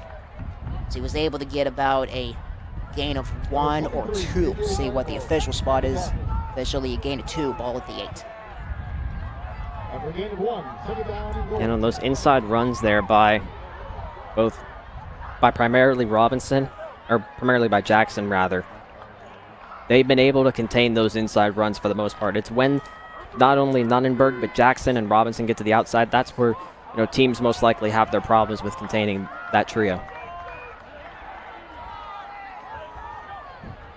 Nonnenberg, it is a give to Jackson, who tries to get upfield as Ackhammer comes up with the tackle. He had one of the touchdowns for Greater Latrobe last week, and he comes up with a stop there to bring up a 3rd and goal for Plum, working in the red zone with under 2:40 remaining until we head to the second half. Yeah, no gain there on the play, but another play made by the defensive line of Greater Latrobe. Wade Enoch, was the one that stopped and forced the penetration, and then Cat Jackhammer, like you said, just came in and cleaned it up. Second time in about 4 plays that the Wildcats have been able to do that. Get to the ball immediately, and then the help comes as well.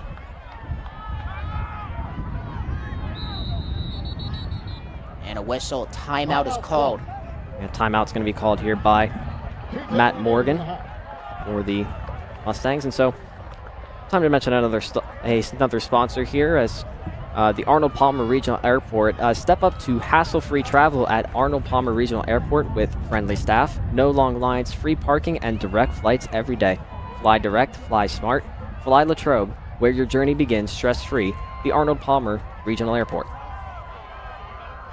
Mustangs offensive coordinator Marty Steele trying to march his men into the end zone. Marty Steele, he spent some time in Latrobe, serving as the recruiting coordinator, and he was the running backs coach for a little while for St. Vincent. So the Mustangs are in a position here where obviously 3rd and 8, so you're well in field goal range with Olivia Bigger here. I doubt that they'll go for it if it's incomplete or they stay relatively behind the 5-yard line. See what they do here. They want to get 6 on the board. Nonnenberg to the end zone, wide open, touchdown Plum. Signal with a flag down after the touchdown.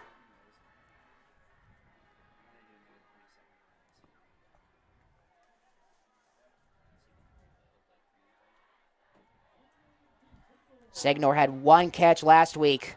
Went for 67 yards against Franklin.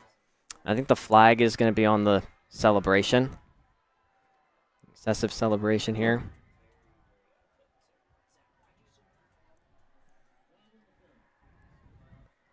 Waiting to see. Oh, never mind there. They picked the flag up. Indeed they did. So the Mustangs take it the distance 80 yards here, and they get a 8-yard touchdown pass from John Nonnenberg to Nico Signer. Olivia Bigger to attempt the extra point for the Mustangs. 2:05 on the clock. Good snap, good hold. And the kick by Bigger is good. And this game is tied at 7. But Greater Latrobe, they still have some time as they look to march down the field looking for the lead back. So with that, I think we'll take a break here on the Wildcats Network, and when we come back, the Wildcats will get the ball here in the ensuing kickoff. You're watching the Wildcats Network, presented by West Media Group. Hello, my name's Steve Lamani, and I want to introduce you to the #1 real estate team in your area. We pride ourselves in giving back to our community. That's why we have this box truck to make the moving experience easier for our clients. At Team Lamani, our clients always come first. And we're here to help our clients reach new heights. We keep track of every detail for you. Thank you for trusting us with such an important job, and go Cats! Hi, I'm Matt Alamo, the new owner of both McDonald's here in Latrobe. We look forward to wowing you as customers and employees, and to join our team, apply at mchire.com or come to either location in person. Go Wildcats! The connection from Nonnenberg to Signer does the trick for the Mustangs as they tie this one up at 7, but the Cats, they got plenty of time as they try to march down the field looking for a punchback here, and it is going to be a short kick by Bigger as it went to McAmone, who made the catch around the 35. Yeah, 2:05 is left here in the first half. Wildcats will get the ball. Leave at the 35-yard line.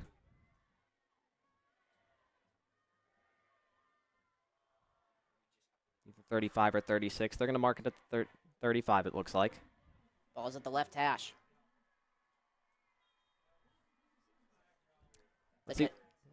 The connection from Scarton to Tomko did the trick for Greater Latrobe for the first touchdown of the game. They got 2:05 to work with here until we head to the second half. Eboa with the carry, and he gets up, gain of about 7 yards as he went right up the gut as he was edging the first down marker. Was able to get up towards that linebacker core for Plum and Greater Latrobe. They need to go in the hurry up now, knowing there is only 1 minute and 50 seconds left in the second quarter. Starting again in the pistol with Yeboah as the back. And Yeboah with the carry again. Yeboah with some room as he gets to midfield. Signor, who just had the touchdown, making a huge tackle there. And Greater Latrobe still trying to march down the field as they get it to the plus side of the field at the Plum 49.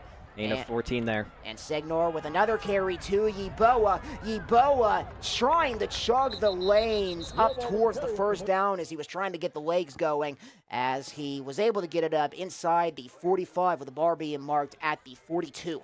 Gain of 7 there for Yeboah. A minute 12 remaining. Starting again in the pistol. Yeboah with the carry, looking to go left, and Yeboah has nowhere to go. A big tackle by Benjamin Strickland, a solo tackle for number 76. And it's going to bring up a third down with 53 seconds remaining in the first half. And Greater Latrobe taking their time here. Tom McIntyre does have 2 more timeouts if he wants to use them. Yeah, the Wildcats are making sure that they're the last ones with the ball here in the first half. Trying to see if they can get a good play here. Again, clock continues to run here in the end of the first half. Scarton in the shotgun with Yeboah to his right. Scarton is going to roll to the right. He is going to get it off. It is caught. McAmone chugging his way inside the 30. He gets tackled at the 25. And is Tom McIntyre going to use a timeout here with a player down on the far side for Greater Latrobe. Clock stops with 18 seconds left. And we're going to take a break here for an injured player as Greater Latrobe driving. This game tied at 7, 18 seconds remaining in the first. We'll be back on the Wildcats Network presented by West Media Group. Why deal with the hassle of big city airports and connecting flights? At All Palmer Regional Airport in Latrobe, we make travel simple. Enjoy free parking right by the terminal, quick check-ins, and no long lines. All on a relaxed, easy-to-navigate airport. But the best part? You've got non-stop flights to sunny Orlando and Myrtle Beach every day. Plus, enjoy convenient twice-weekly service to Fort Lauderdale. No layovers, no stress, just smooth, non-stop service straight to your favorite vacation spots. Tired of flying into a bigger airport just to stand in line and catch a connection? Skip the chaos. Fly direct from Latrobe and start your getaway the smart way. Fly Latrobe. Fly direct. Fly smart. Welcome back to Plum here as Home Team Collections. Your memories deserve the finest showcase, handcrafted in the USA. Our custom frames and display cases preserve and celebrate your achievements. From school colors to laser-cut logos, every detail is personalized just for you. And with free shipping on every order, framing your legacy has never been easier. Home Team Collections, where your memories live forever. Izzy McAmone was able to get up under his own power. Scarton with the deep drop. He's going to fire it. Almost intercepted. The pass incomplete. Tyler Bellino. And Scarton takes a big breath there as Bellino almost had the pick. 13 seconds on the clock. Yeah, that last play before was a gain of 17 for Mac Mahone. His second catch of the night. He's got 2 catches for 27 yards. But a little bit of miscommunication right there. He was trying to hit Yeboah right out of the backfield on a wheel route there. AJ didn't necessarily look for it, so Cats dodge a bullet there. Scarton wants to go to the air again. He's going to fire it towards the end zone. Noonan in double coverage. He makes the catch. Touchdown. Wildcats in double coverage. And Noonan comes down with the monster grab. Wow. Well, last week was a tough week for Wildcat receivers. The Wildcat receivers have made up for it here tonight. Danny Noonan, and what a catch. 26 yards from Dom Scarton. The snap is down, hold is up, and the kick is good. So, checking to see the time here. With 6 seconds left here in the first half, the Wildcats lead 14-7, thanks to a 26-yard touchdown pass from Dom Scarton to senior Danny Noonan. Unbelievable, Danny Noonan. 6 seconds on the clock.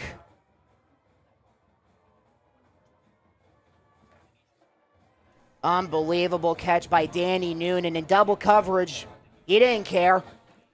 Comes up with the catch with 6 seconds remaining as Greater Latrobe retakes the lead. Let's give a shout out to your varsity Mustang cheerleaders. Wow. I mean, just wow. That was a catch right there. That one will be played on the reel, no doubt about it.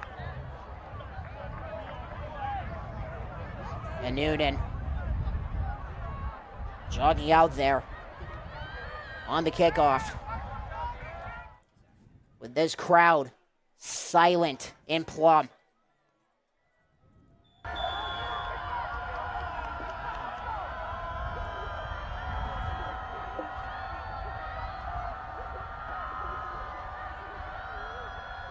And it's going to be a squib getting up to the 35, and the Mustangs pick it up, and they chug along into their own 40. 2 seconds on the clock.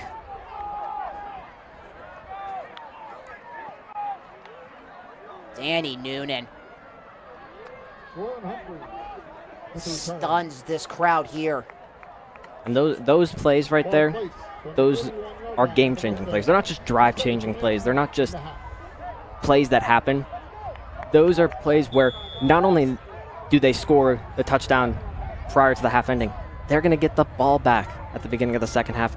Immediately game-changing for the Wildcats here, as it looks like Lunenburg's just going to take the knee. And the Wildcats will take a 14-7 lead here headed into halftime. Danny Noonan with the big grab and double coverage. 14-7 is the score and the boot, like Richard mentioned. Greater Latrobe will receive the ball to start the second half. Currently in halftime here in Plum, as Greater Latrobe leads 14-7 on the road. You are watching the Wildcats Network presented by West Media Group. Hi, I'm Chris Beddick, agent for State Farm Insurance, located conveniently on Route 981 here in Latrobe. We proudly offer auto, home, renters, life, and small business insurance since 2001. Need a good neighbor? Chris Beddick is there. Go Wildcats! I'm proud to work with an organization that's known across the state, that's reputable. Adelphi is a place to have ample opportunities for promotion. There's nothing that Adelphi won't do for you personally and professionally. Come on in.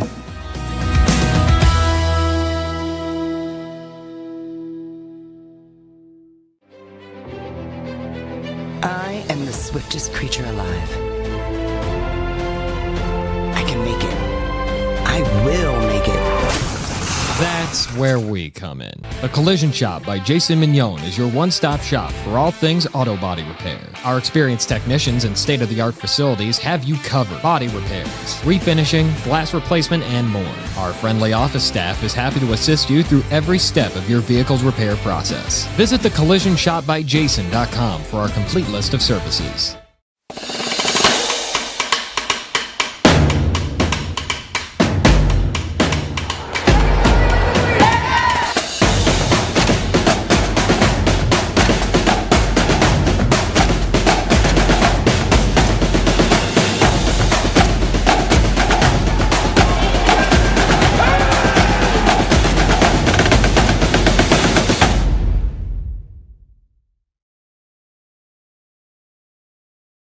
Hi, I'm Jason Brinker. This is my wife Hannah, our daughter Charlotte, and our son Stephen, and we welcome you to Lepatich Brinker Funeral Home. Located on the corner of Weldon Street and Lincoln Avenue, we've been family owned and operated and serving Latrobe and beyond since 1958. Whether you're pre-planning your own arrangements or celebrating a loved one's life well lived, we offer traditional and green burials, cremation, and aftercare services. Allow our family to walk with yours on one of life's most difficult journeys. We are most appreciative of your trust and will do our best to prove we are where dignity prevails. The Wildcats Student Store has the largest variety of clothing and merchandise you'll find anywhere, for any time of year. Shop in store or online and have your order shipped to you or picked up at the high school. Let's go Cats! Hi, I'm Matt Alamo, the new owner of both McDonald's here in Latrobe. We look forward to wowing you as customers and employees, and to join our team, apply at mchire.com or come to either location in person. Go Wildcats! Hello, my name's Steve Lamani, and I want to introduce you to the #1 real estate team in your area. We pride ourselves in giving back to our community. That's why we have this box truck to make the moving experience easier for our clients. At Team Lamani, our clients always come first. And we're here to help our clients reach new heights. We keep track of every detail for you. Thank you for trusting us with such an important job, and go Cats! Some moments will be cherished forever. They shape who we become. We are Home Team Collections, your sports and graduation gift headquarters. And we honor these moments with the care and craftsmanship they deserve. Any team, any sport, any logo. Visit HomeTeamCollections.com today and save $10 off your first order. Why deal with the hassle of big city airports and connecting flights? At All Palmer Regional Airport in Latrobe, we make travel simple. Enjoy free parking right by the terminal, quick check-ins, and no long lines. All on a relaxed, easy-to-navigate airport. But the best part? We've got non-stop flights to sunny Orlando and Myrtle Beach every day. Plus, enjoy convenient twice-weekly service to Fort Lauderdale. No layovers, no stress, just smooth, non-stop service straight to your favorite vacation spots. Tired of flying into a bigger airport just to stand in line and catch a connection? Skip the chaos. Fly direct from Latrobe and start your getaway the smart way. Fly Latrobe. Fly direct. Fly smart.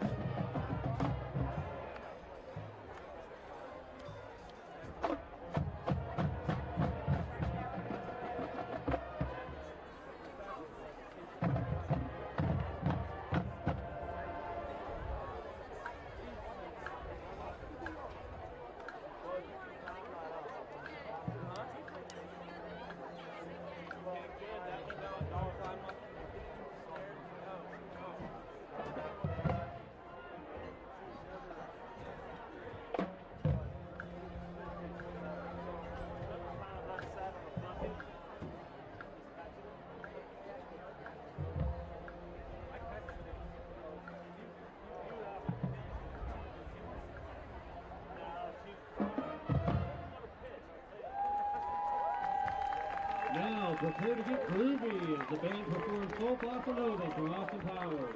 And band, your final mission, should you choose to accept it, is to beat the clock with a thrilling rendition of the theme from Mission Impossible.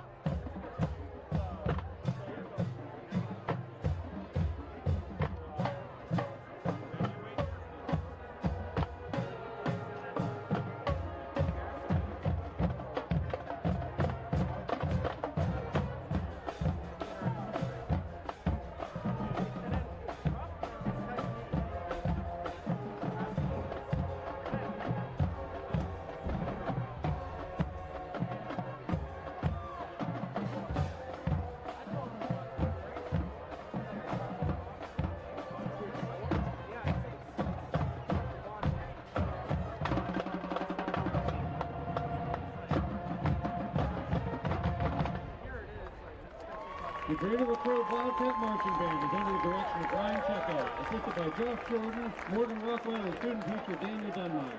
The color guard is directed by Kate Richards with instructor Jessica Wilson. The drum line is directed by Anthony Saranko. Student leaders include Austin Aiken, Caitlin Anderson, Lavanya Bay, Mackenzie Bloom, Henry Bradley, John Durgan, Kelsey McClellan, Madison McLean, Jack O'Neill, Leah Olson, Grace Swiderski, Addison Weston, and Elise Wolfgang. Let's hear it one more time for the Greater Latrobe Wildcat Marching Band. Hi, I'm Chris Beddick, agent for State Farm Insurance, located conveniently on Route 981 here in Latrobe. We proudly offer auto, home, renters, life, and small business insurance since 2001. Need a good neighbor? Chris Beddick is there. Go Wildcats! I'm proud to work with an organization that's known across the state, that's reputable. Adelphi is a place to have ample opportunities for promotion. There's nothing that Adelphi won't do for you personally and professionally. Come on in.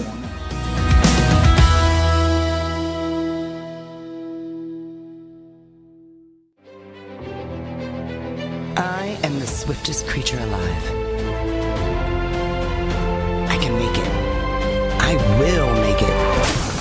That's where we come in. A Collision Shop by Jason Mignon is your one-stop shop for all things auto body repair. Our experienced technicians and state-of-the-art facilities have you covered. Body repairs, refinishing, glass replacement, and more. Our friendly office staff is happy to assist you through every step of your vehicle's repair process. Visit thecollisionshopbyjason.com for our complete list of services.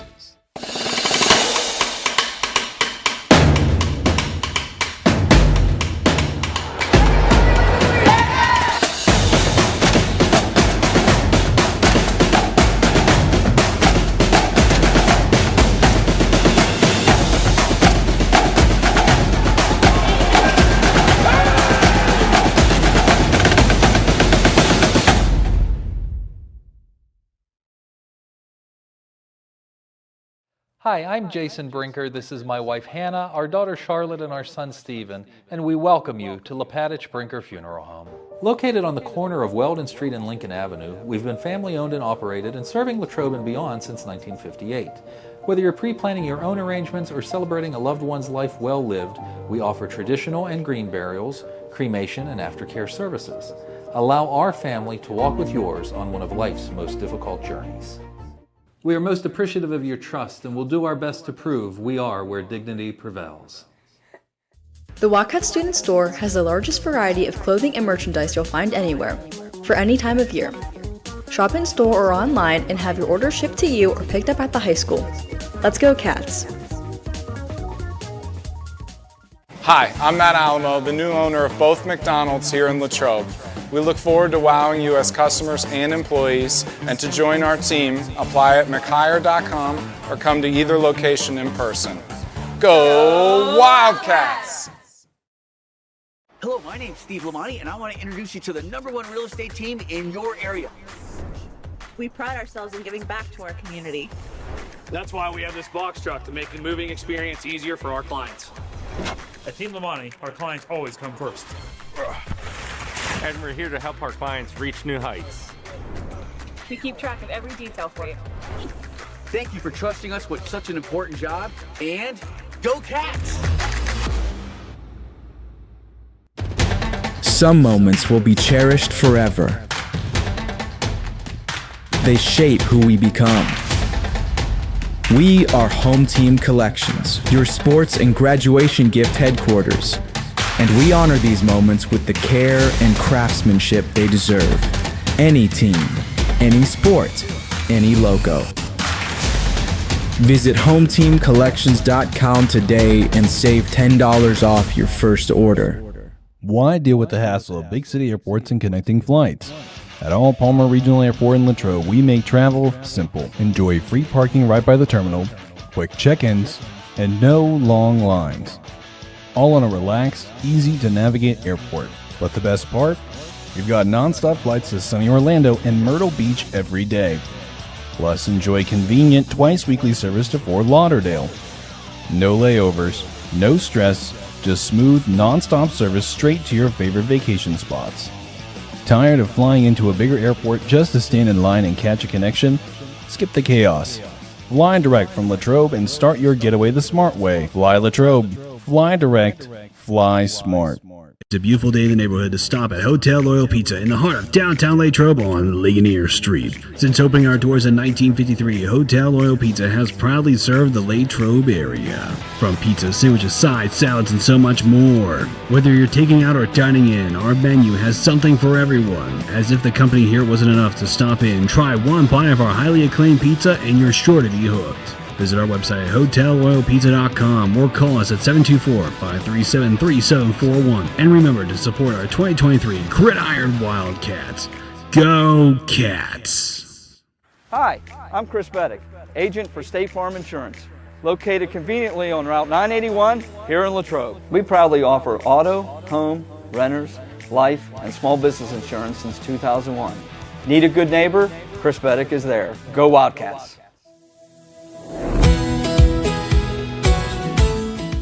I'm proud to work with an organization that's known across the state, that's reputable. Adelphi is a place to have ample opportunities for promotion. There's nothing that Adelphi won't do for you personally and professionally. Come on in.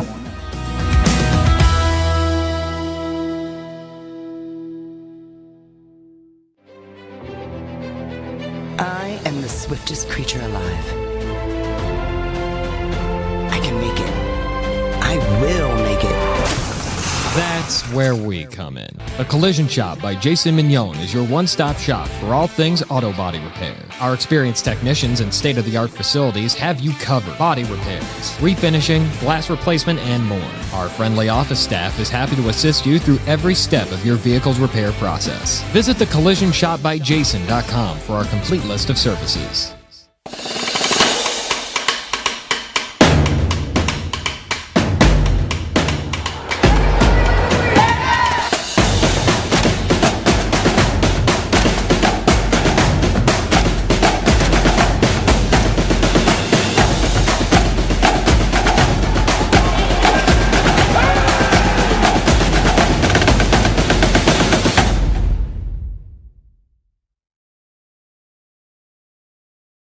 Hi, I'm Jason Brinker. This is my wife Hannah, our daughter Charlotte, and our son Stephen, and we welcome you to Lepatich Brinker Funeral Home.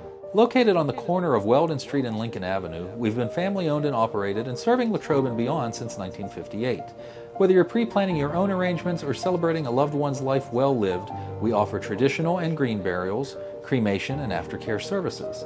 Allow our family to walk with yours on one of life's most difficult journeys. We are most appreciative of your trust and will do our best to prove we are where dignity prevails. The Wildcats Student Store has the largest variety of clothing and merchandise you'll find anywhere, for any time of year. Shop in store or online and have your order shipped to you or picked up at the high school. Let's go Cats! Hi, I'm Matt Alamo, the new owner of both McDonald's here in Latrobe. We look forward to wowing you as customers and employees, and to join our team, apply at mchire.com or come to either location in person. Go Wildcats! Hello, my name's Steve Lamani, and I want to introduce you to the #1 real estate team in your area. We pride ourselves in giving back to our community. That's why we have this box truck to make the moving experience easier for our clients. At Team Lamani, our clients always come first. And we're here to help our clients reach new heights. We keep track of every detail for you. Thank you for trusting us with such an important job, and go Cats! Some moments will be cherished forever. They shape who we become. We are Home Team Collections, your sports and graduation gift headquarters. And we honor these moments with the care and craftsmanship they deserve. Any team, any sport, any logo. Visit HomeTeamCollections.com today and save $10 off your first order. Why deal with the hassle of big city airports and connecting flights? At All Palmer Regional Airport in Latrobe, we make travel simple. Enjoy free parking right by the terminal, quick check-ins, and no long lines. All on a relaxed, easy to navigate airport. But the best part? You've got non-stop flights to sunny Orlando and Myrtle Beach every day. Plus, enjoy convenient twice-weekly service to Fort Lauderdale.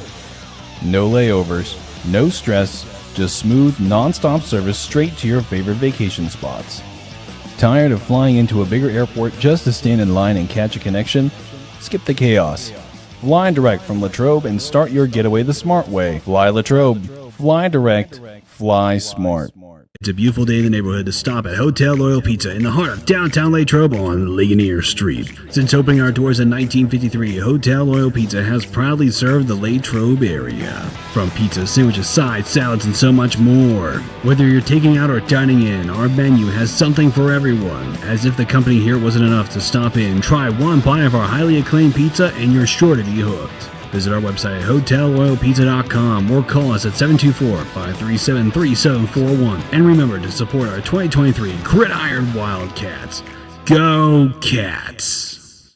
Hi, I'm Chris Beddick, agent for State Farm Insurance, located conveniently on Route 981 here in Latrobe. We proudly offer auto, home, renters, life, and small business insurance since 2001. Need a good neighbor? Chris Beddick is there. Go Wildcats! I'm proud to work with an organization that's known across the state, that's reputable. Adelphi is a place to have ample opportunities for promotion. There's nothing that Adelphi won't do for you personally and professionally. Come on in.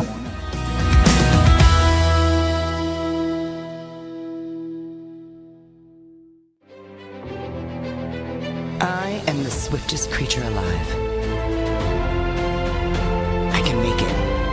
I will make it. That's where we come in.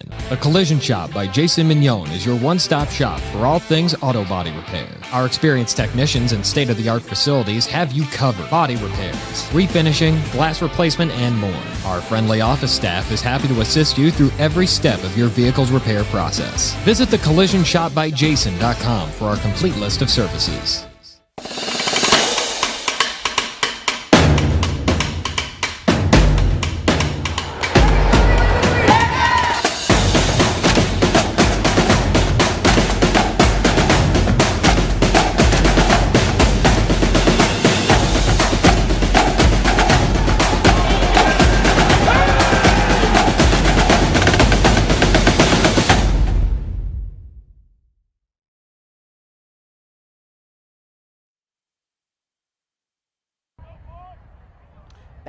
From Mustangs Field. And remember, friends, Adelphi is one of Pennsylvania's leading nonprofits serving at-risk youth and their families. With programs from foster care to mental health support in over 30 counties, Adelphi transforms lives every day. Step up, make a difference, and help a child feel safe, cherished, and supported. Become a foster parent with Adelphi, because every child deserves a brighter future. Colton DeBiasson alongside Richard Hilwig. Richard, what a first half for Greater Latrobe. The two touchdowns, especially the one by Danny Noonan, making the difference with our 14-7 score here as we begin the third.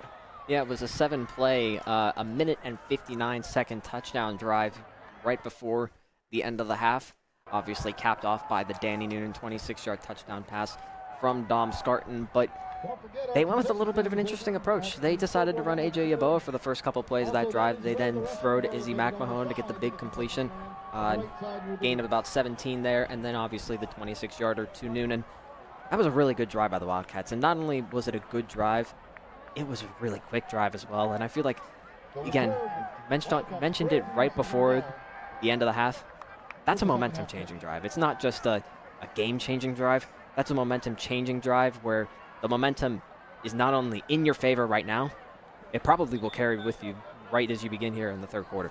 Final 24 minutes of regulation as Greater Latrobe looks for their first win of the season.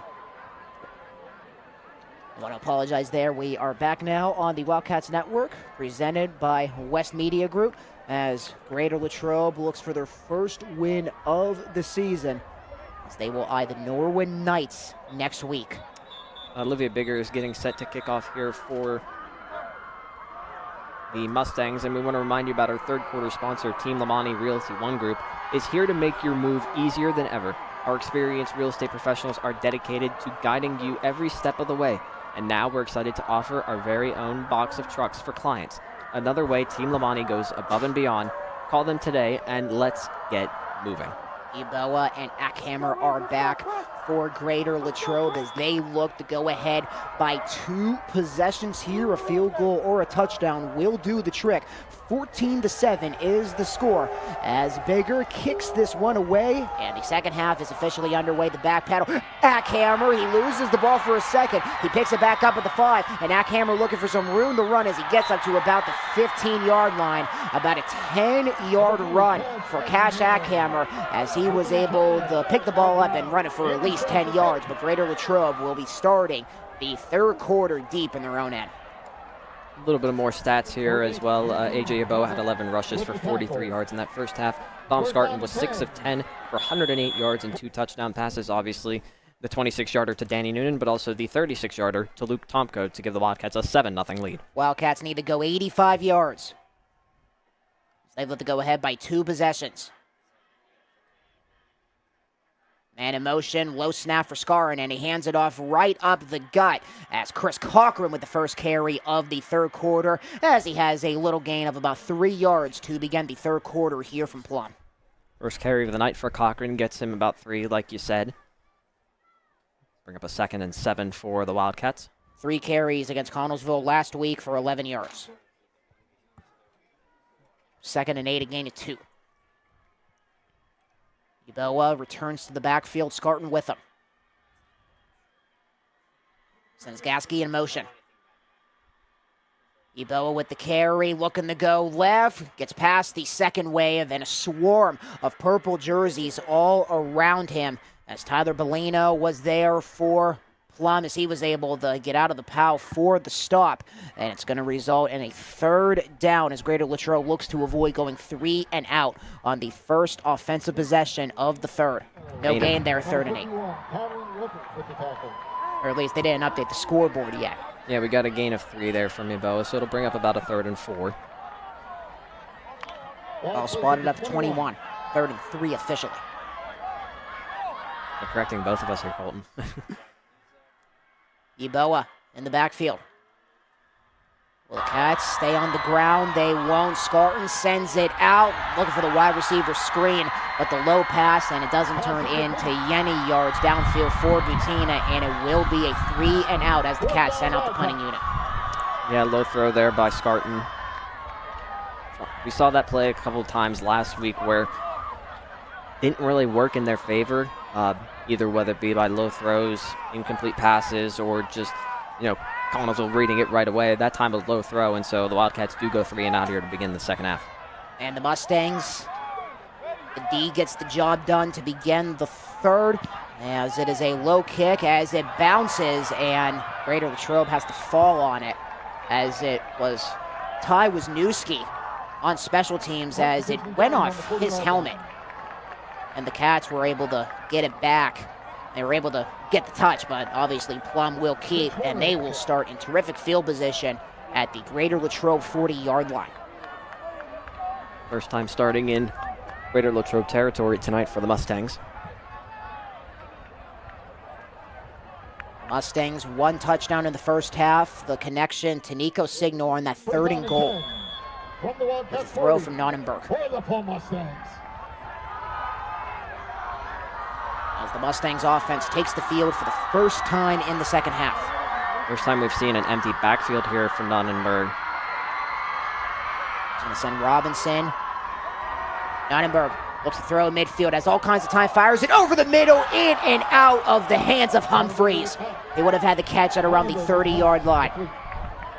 That would have been a first down, but in and out of the hands of number 5. Yeah, I think the Wildcats dodge a bullet there because that probably would have given Humphreys and the Mustangs a first down. See if the Cats can capitalize on a gift they've been given here in the early stages of the third quarter. Buckle up, my friends. We have a tight one here from Plum. Another empty backfield set for Nonnenberg. Will anyone go in motion? Nonnenberg, he rolls left, looking to find a target downfield, and a hit stick by Noonan. Nonnenberg with the pass. What a big blow, sending it out to the far side. Motulski. That was number 29, Eli Ilowski. For the Mustangs taking the big hit, and it's going to result in a 3rd and 3, a gain of 7 though. From the 34. Here's a money down here for the Wildcat defense, trying to obviously put in a tough position here with the short field for the Mustangs. Nonnenberg throws on the 3rd and 3. He's going to fire it to the near sideline over the hands of the intended receiver. Pass incomplete. A little too far as he tried to find the target that Marston. And from the 34. Seems that Plum is going to be in 4-down territory. They're going to go for it. A 4th and 3 on the Cats' 34. And back-to-back money downs here for Greater Latrobe defense. Trying to stiffen up here. 4th and 4 is what it looks like they'll need.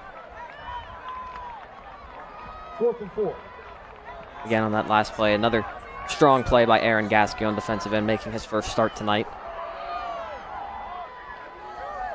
Nonnenberg, the fake to Robinson, sending it out. Signor, does he have enough? And the extra effort might do the trick for the first down as Signor caught it, still trying to get that extra stick, and he was able to push it up forward for the first down. Gain of about 6 there for Signor. Signor, the lone touchdown for the Mustangs. A gain of 6 puts Nonnenberg over 100 yards tonight. Plum rocking and rolling with 9 minutes remaining in the 3rd. Gorgeous Friday, August night. Robinson with the fake. Nonnenberg is going to keep, and Nonnenberg not much to gain there. McAmone with the tackle. Seems going to be a gain of about 1. Was able to get up to the original line of scrimmage, Richard, but that was about all she wrote on that play. Good contain there on the outside by Luke Tomko on the outside, and I think the finish came from McMahon, like you mentioned. 8:21 remaining in the 3rd.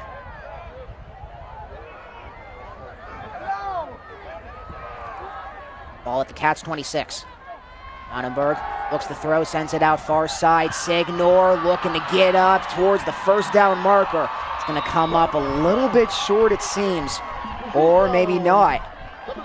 Signor with a few extra yards on the run after the catch, and that will indeed move the sticks for the first down. Gain of about 9 there for Signor. As the Mustangs look to continue the march down the field, they try to tie this contest up. To give Samaj Robinson not really much room to run. Cochran comes up with the tackle. There was Butina, who was there at the line immediately. That stopped the momentum. And Ackhammer was there as well for the tackle for the Cats. Just the 2nd carry of the night for Samaj Robinson. At 9 total yards, gain of 3 there. 2nd down and 6. For the sophomore running back.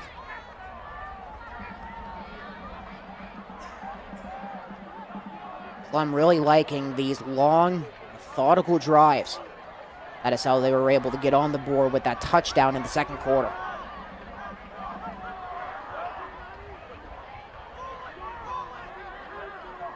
Nonnenberg fakes the handoff to Jackson. He's going to roll left, and he's going to throw that one away. And Greater Latrobe wants an intentional grounding. I wonder if that's a grounding.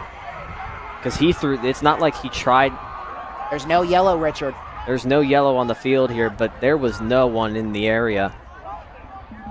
The only one there was one of his linemen. Right. It does not result in an intentional grounding. 3rd and 6 on the incompletion.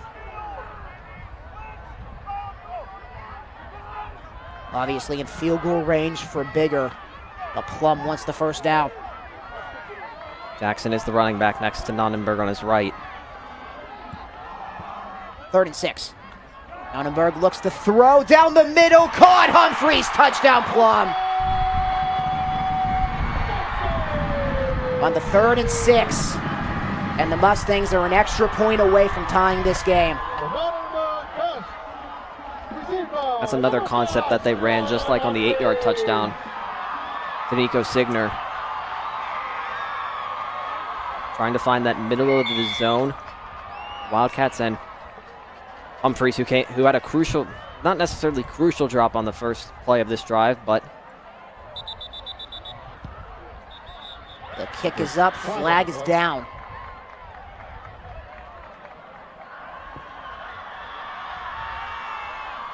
And Morgan going out to talk to the official. And Morgan, the Plum alum, played for Walt Harris at Pitt. Got some time in the NFL with the Rams and the Bills, and the head man for this program since 2013. Plum looking for their second WPIAL title in their history. Call against Latrobe. Penalty is declined. Penalty is declined. Means that the kick was up and good. 6:39 left, and we'll have to try it again.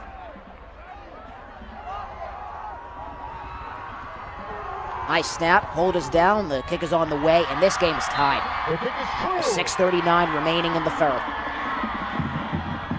15-yard pass from John Nonnenberg to Sloan Humphreys. Ties the game at 14, and with that, we'll be right back here on the Wildcats Network presented by West Media Group.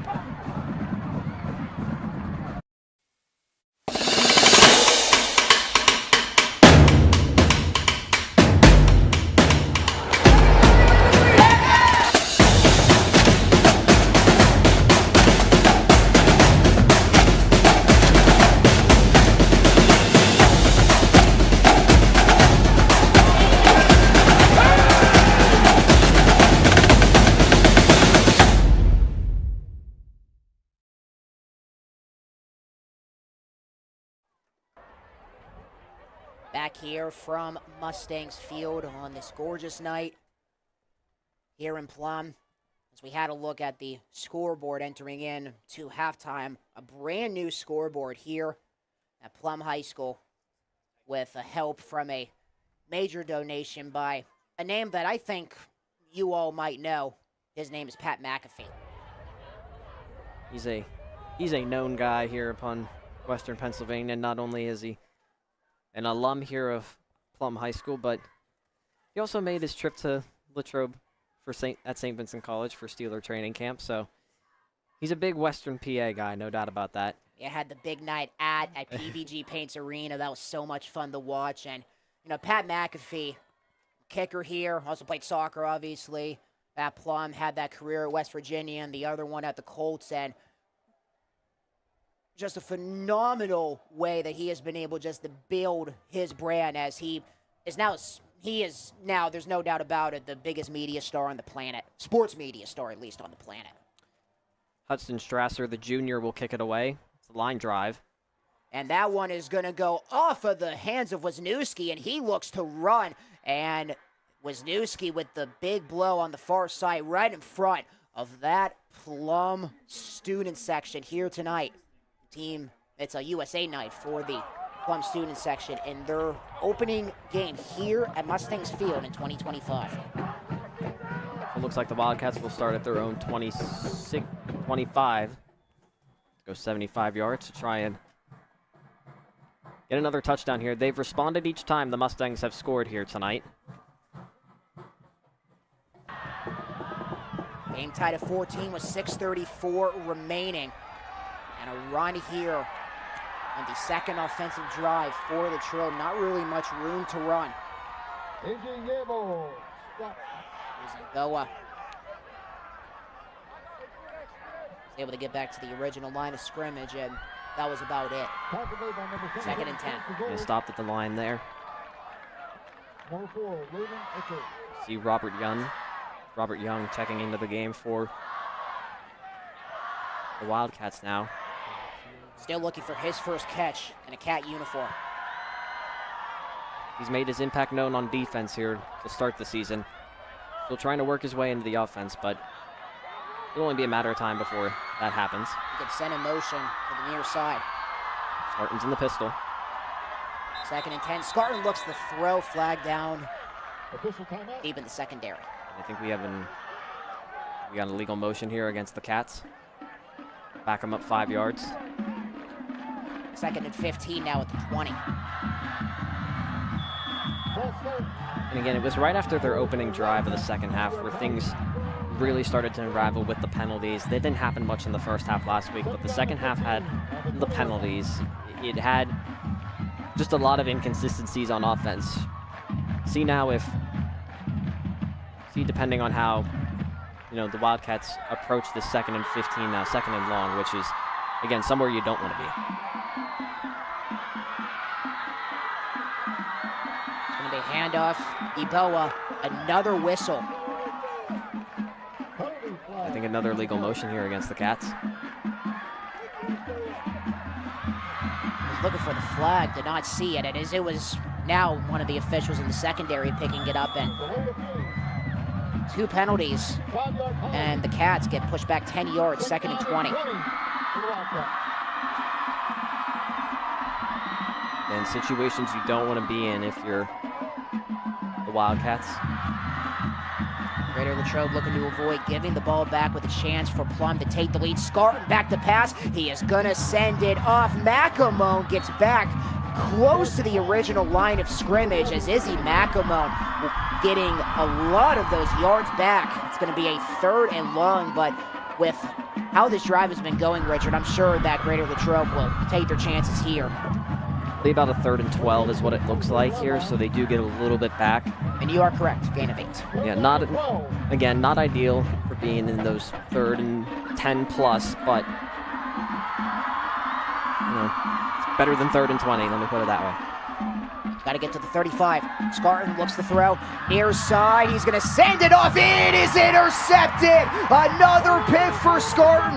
Running it back. It's Landon Eckert. He is going to go left. He looks to go to the end zone, but Noonan comes up with the touchdown-saving tackle. But the pick for Eckert, and the Mustangs are in business looking for their first lead of the night. See if we have a replay here of this one. Yeah, looked like he was trying to go to Luke Tomko. And you're right by Sawyer run by Butina. Noonan. Yeah, or Danny Noonan rather. Makes the touchdown-saving tackle. 1st and goal for Plum. 1st and goal at the 7.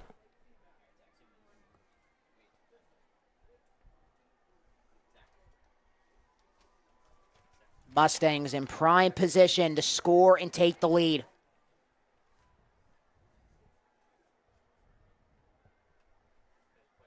Nonnenberg to give to Jackson. Stopped immediately by Cochran at the line. See if they'll give a gain there. 2nd and goal still.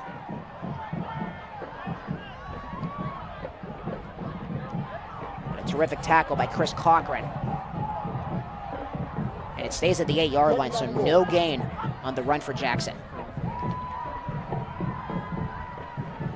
72 yards for Jackson last week in Murraysville. Touchdown on a long of 19. To the right of Nonnenberg now. And they were going to give it off to Jackson. Nonnenberg, he looks to run to the end zone, and he is going to get there. Touchdown Mustangs. Nonnenberg with the legs. And Plum with their first lead of the night with 4:03 remaining in the 3rd.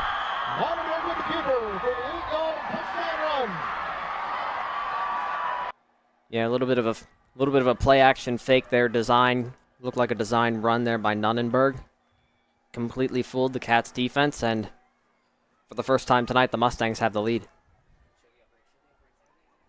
Plum able to convert on that Eckert pick from Scarton.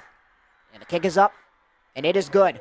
21-14 is the score. The rushing touchdown for John Nunnenberg as the Mustangs take the lead. 21-14 is the score with 4:03 remaining in the third. We'll be back on the Wildcats Network presented by West Media Group. Some moments will be cherished forever. They shape who we become. We are Home Team Collections, your sports and graduation gift headquarters. And we honor these moments with the care and craftsmanship they deserve. Any team, any sport, any logo. Visit HomeTeamCollections.com today and save $10 off your first order. Back here from Plum High School, Colton the Bystone alongside Richard Hillwig. 21-14 is the score as the Mustangs are able to muster up their first lead of the night. And for Dom Scarton there, Richard, he just has to forget about it. You have to move on. You have to march down the field and try to tie this game up with 4:03 remaining in the third. Yeah, he did a good job of kind of forgetting what happened last week to start the game. And again, another mistake, but, you know, we saw at the start of the game how things worked and how things consistently were. See if the Wildcats can pick it up here now. And they fall. Greater Latrobe will have the ball around the 25. That was Aaron Gasky. Looks like it'll be marked at about the 23 for the Wildcats. And it's hard to, sorry Colton to just jump in here, but you know, it's hard when you go 3 and out and then you put yourself behind the sticks for, you know, take 2 illegal formation penalties and then set yourselves up in a 3rd and 12. Those are just situations you don't want to be in terms of right out of the locker room, right out of halftime, especially when you have a 14-7 lead. 1st and 10 at the Cats 24. Scarton fires it. Butina looking to run up field, cannot get a block, and a few big tackles there. Marston and Signor there for the stop for Plum. Gain of just 1 there for Butina. Set up a 2nd down and 9. 3:35 left until we head to the 4th.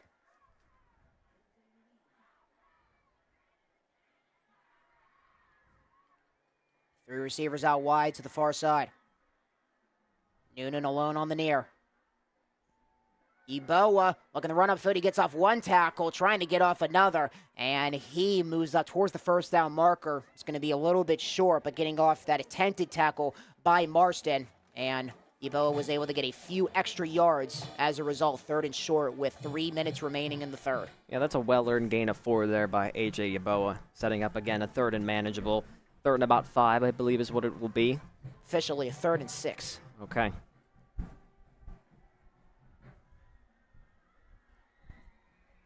Can the Cats move the chains for the 1st down? Scarton, fade to Eboa, sending it out. Butina with some blocks in front. 1st down, Cats. The wide receiver screen does the trick. Butina getting tackled around the 35, and it is enough to move the sticks for the 1st down and a player down for Plum.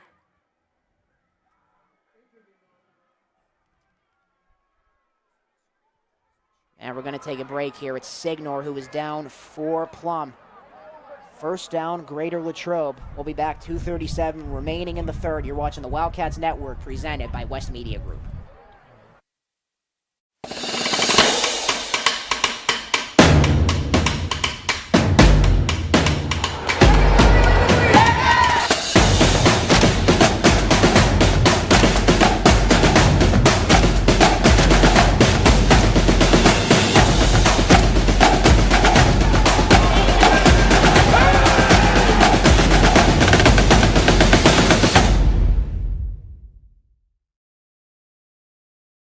Hello, my name's Steve Lamani, and I want to introduce you to the #1 real estate team in your area.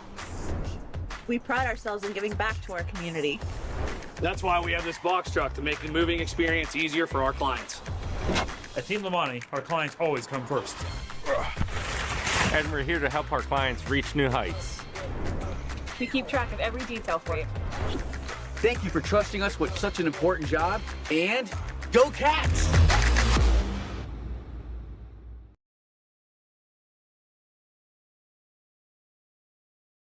Hi, I'm Matt Alamo, the new owner of both McDonald's here in Latrobe. We look forward to wowing you as customers and employees, and to join our team, apply at mchire.com or come to either location in person. Go Wildcats! Back here from Plum High School, Nico Signor was able to walk off under his own power. Good sign there for Signor, who has a touchdown tonight, as the Cats were able to move the sticks for the first down, 2:30 and counting until we head to the fourth. The man comes in motion. It's Gasky. Yeboah gets the handoff, looking to go up the gut after Greater Latrobe was able to get the first down, and Yeboah stopped at around the 39, put a gain of 2 on the board for the Cats. Yeah, that last first down completion to Sawyer Butina was a gain of 9. 2 catches for 10 yards here on this drive for Sawyer. Again, I think if you're the Wildcats right now, you'll take your 2 to 3 yard runs at this point. I just don't think they want to go back any further than what they did, because that's what really put them behind the sticks here. Really put them in a pickle in that last drive where they threw the interception. In the backfield, Scarton looks to throw. He's going to fire it near side, in and out of the hands of the intended target. Gasky cannot come down with the ball. 3rd and 9 on the way for Greater Latrobe with 1:42 remaining, with the Mustangs ahead 21-14. Throw was a little behind Gasky here, but I do think that even if it was completed, he was going to get tackled right away. And again, it's just about setting yourselves up for 3rd and manageable. So 3rd and 8 is definitely manageable, but the idea was to try and get 2 to 3 more yards, maybe even a little bit more, and especially with Aaron Gasky being, his wingspan, what he is in his reach as well. Cats already have a 3rd down conversion on this drive. Can they get one right here? A long ball for Scarton. Noonan, incomplete. One-on-one coverage there with Humphreys. And Noonan stays on the turf for the Wildcats. with a grab on his left knee. Injury timeout. 1:34 remaining, 4th and 9 for Greater Latrobe. Take a timeout here. We'll be back on the Wildcats Network, presented by West Media.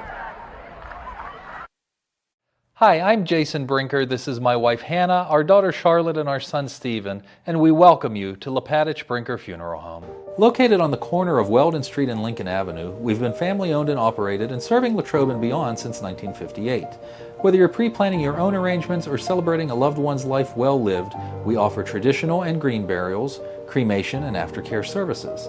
Allow our family to walk with yours on one of life's most difficult journeys. We are most appreciative of your trust and will do our best to prove we are where dignity prevails. It's a beautiful day in the neighborhood to stop at Hotel Loyal Pizza in the heart of downtown Latrobe on Ligonier Street. Since opening our doors in 1953, Hotel Loyal Pizza has proudly served the Latrobe area. From pizza, sandwiches, sides, salads, and so much more. Whether you're taking out or dining in, our menu has something for everyone. As if the company here wasn't enough to stop in, try one bite of our highly acclaimed pizza and you're sure to be hooked. Visit our website at hotelloyalpizza.com or call us at 724-537-3741. And remember to support our 2023 Gridiron Wildcats. Go Cats!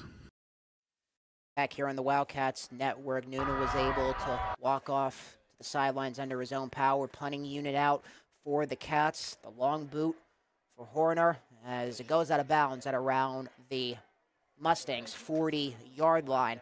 As with 1:27 remaining, the Mustangs will try to extend their 21-14 lead on the Cats. And having a quick look at some other scores around the 5A and the WPIAL, it's going to be a dominating victory for the Cats' opponent next week, 42-0, Norwin leading Kiski in the 3rd.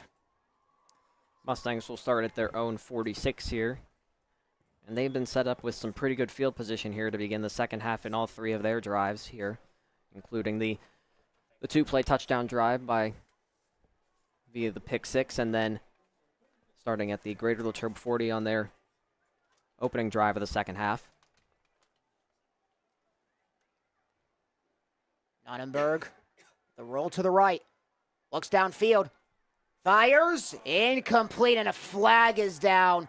The intended target was Chase Tomain, and it seems that is going to be a pass interference on the corner. I think we have two flags here. One is on near the offensive line. The other one is probably going to be for a pass interference against Tristan Letty. We will see what the flag is on the... The coverage went to Alex Amon, number 18, the junior.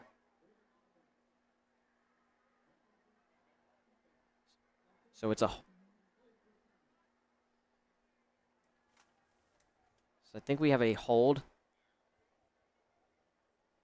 Oh. I think we have offsetting penalties here is what it is. So a hold against the Mustangs and a... So it is a reset, 1st and 10 with the ball at the 46. Yeah, so there was a hold against the Mustangs and then a pass interference against the Cats.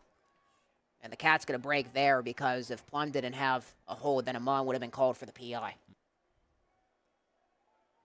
They hand it off right up the gut. Cochran looking for the tackle there, and he wants to strip the ball out as well as Cochran tackles the ball carrier behind the line of scrimmage with the give to Robinson.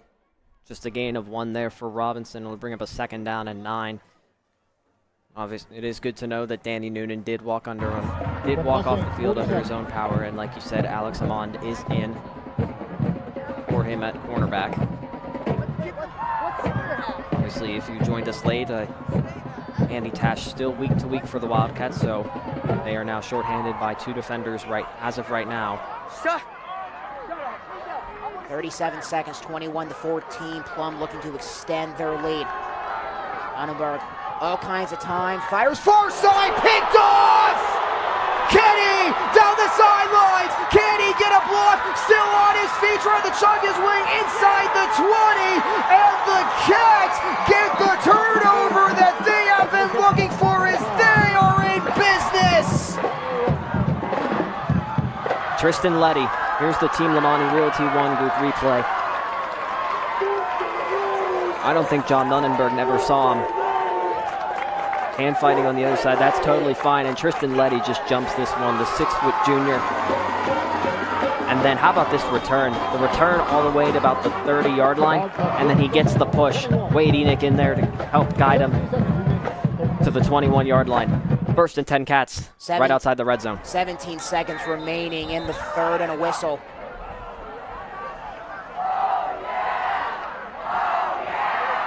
And I believe Greater Latrobe had to burn a timeout. Yeah, Josh Hammock is not happy, and the Wildcats burned their first timeout of the half. And with that, mention another sponsor here on the Wildcats Network, the Collision Shop, where auto accidents are stressful enough. Let the Collision Shop by Jason Mignot take it from here. Specializing in collision repair for all makes and models, we work hard in hand with you and your insurance company to deliver top quality repairs done right and on time. The Collision Shop, making a tough situation hassle-free. And Letty going back onto the field. The Greater Latrobe having the burn a timeout there. Plum still has all 3. Some miscommunications on the sideline. The staff was not happy. Because I believe Letty was supposed to be on the field. But one of the keys that the Wildcats wanted to win in this week was win the turnover battle. Both teams have an interception, but the Wildcats do have the edge in the fumble recovery. Handoff to Yeboah, trying to continue to stay on his feet as he gets just inside the 20. And it seems that is going to be the final play of the 3rd. Indeed, it is. The interception for Tristan Letty as the junior gets the Cats right back in business as we move to the 4th. Cats have the ball on offense at the Mustangs 17. When we come back on the Wildcats Network, presented by West Media Group, the score, 121, Greater Latrobe 14. Hi, I'm Chris Beddick, agent for State Farm Insurance, located conveniently on Route 981 here in Latrobe. We proudly offer auto, home, renters, life, and small business insurance since 2001. Need a good neighbor? Chris Beddick is there. Go Wildcats!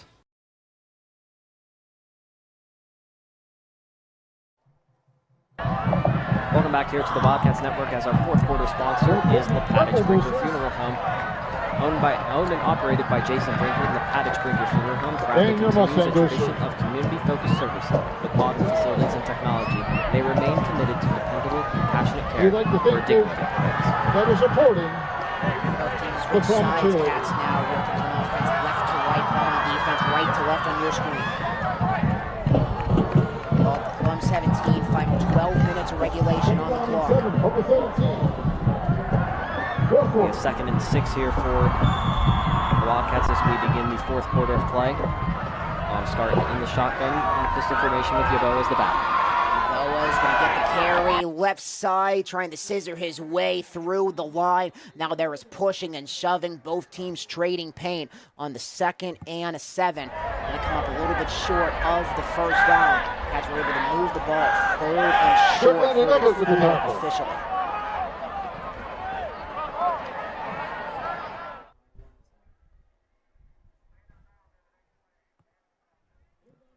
AJ Yeboah now at 61 yards rushing on the night. After his career night last week with 81 yards on the ground and a 36-yard touchdown run.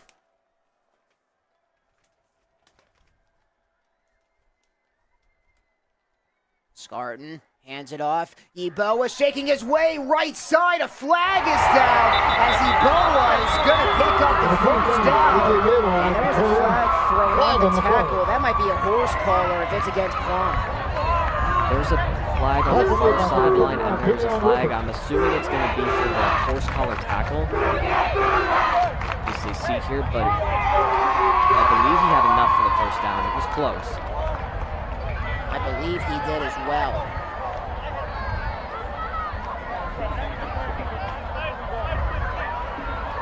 Waiting for the call. Let's see what the lead official here says. See on our screen there. And it indeed is a horse collar. It is a face mask, actually, against the Mustangs, so... And from our vantage point, it seemed like it was a horse collar, but it obviously could have been a face mask, as we'll try to get as we're looking to see if we can get another look. 11:27 remaining in the fourth. Ball at the 5-yard line. So it's a half the distance to the goal penalty for the Mustangs, and it's 1st and goal for the Wildcats here. Here's the gift to Yeboah. Trying to go left. He gets stopped at the line of scrimmage. A terrific read by the Mustangs defense, knowing that that was going to be a Yeboah handoff. Like you said there, gain of nothing there. It'll bring up 2nd and goal for the Wildcats. Trying to cash in here as we begin the fourth quarter of play. Russell Fry in for Greater Latrobe, looking for some extra bodies on the line. Robert Young in as well. 2nd and goal at the 4. Scarton under center. Gasky the fullback. Yeboah again swarmed immediately. What a tackle by Tavion Rupert. He had 5 tackles last week against Franklin, and he comes up with a big one there. A loss of 1. Loss of 1 will set up a 3rd down and goal. It'll be a 3rd and 5 here for the Wildcats. I would have to imagine that it is go for it here. And it's good to see Danny Noonan back out there for the Wildcats. He'll line up on the far side at the top of your screen. And Horner has his helmet on, waiting to see if it will be his turn. 4 receivers for the Wildcats here.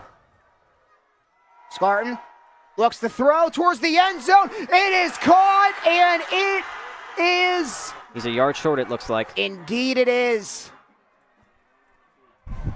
Field goal unit on the way. Or are they? No. Is Horner going to stay on the sidelines? Seems the Cats are going to go for it. Stopped at the 1. I believe that was Gasky who had the catch. Aaron Gasky with the 4-yard catch. It's 4th and goal, and Matt Morgan is going to call. Believe he's going to call his first time out of the half here. Biggest play of the night by far for either side. 9:14 left. Cats 1 yard away from getting 6 on the board. It was actually a timeout by Tom McIntyre. So the Cats only with one timeout remaining. Plum still has all three.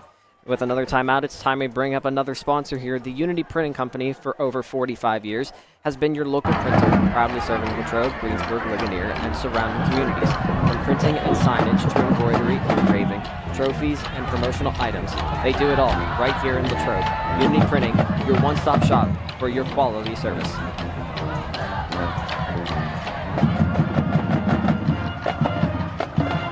Mitch Horner with his helmet on, but not even close to the huddle. As the Cats will look to get a 1-yard push right here.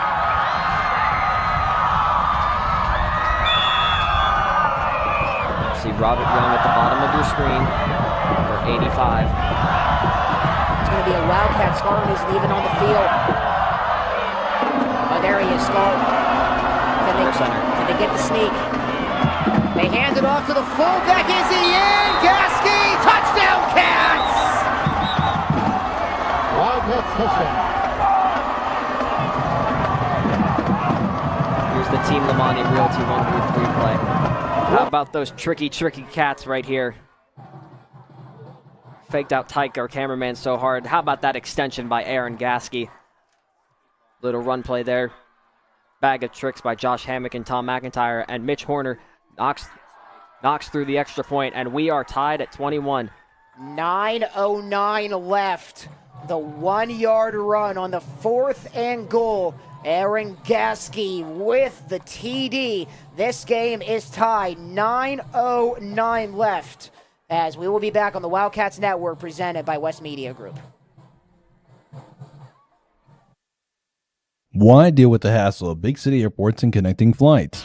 At All Palmer Regional Airport in Latrobe, we make travel simple. Enjoy free parking right by the terminal, quick check-ins, and no long lines. All on a relaxed, easy-to-navigate airport. But the best part? You've got non-stop flights to sunny Orlando and Myrtle Beach every day. Plus, enjoy convenient twice-weekly service to Fort Lauderdale. No layovers, no stress, just smooth, non-stop service straight to your favorite vacation spots. Tired of flying into a bigger airport just to stand in line and catch a connection? Skip the chaos.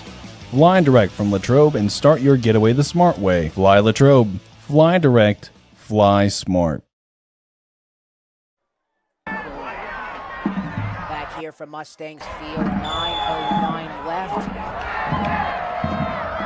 Hunter kicks it away. It's low as it pops at the 25. Picked up by Robinson.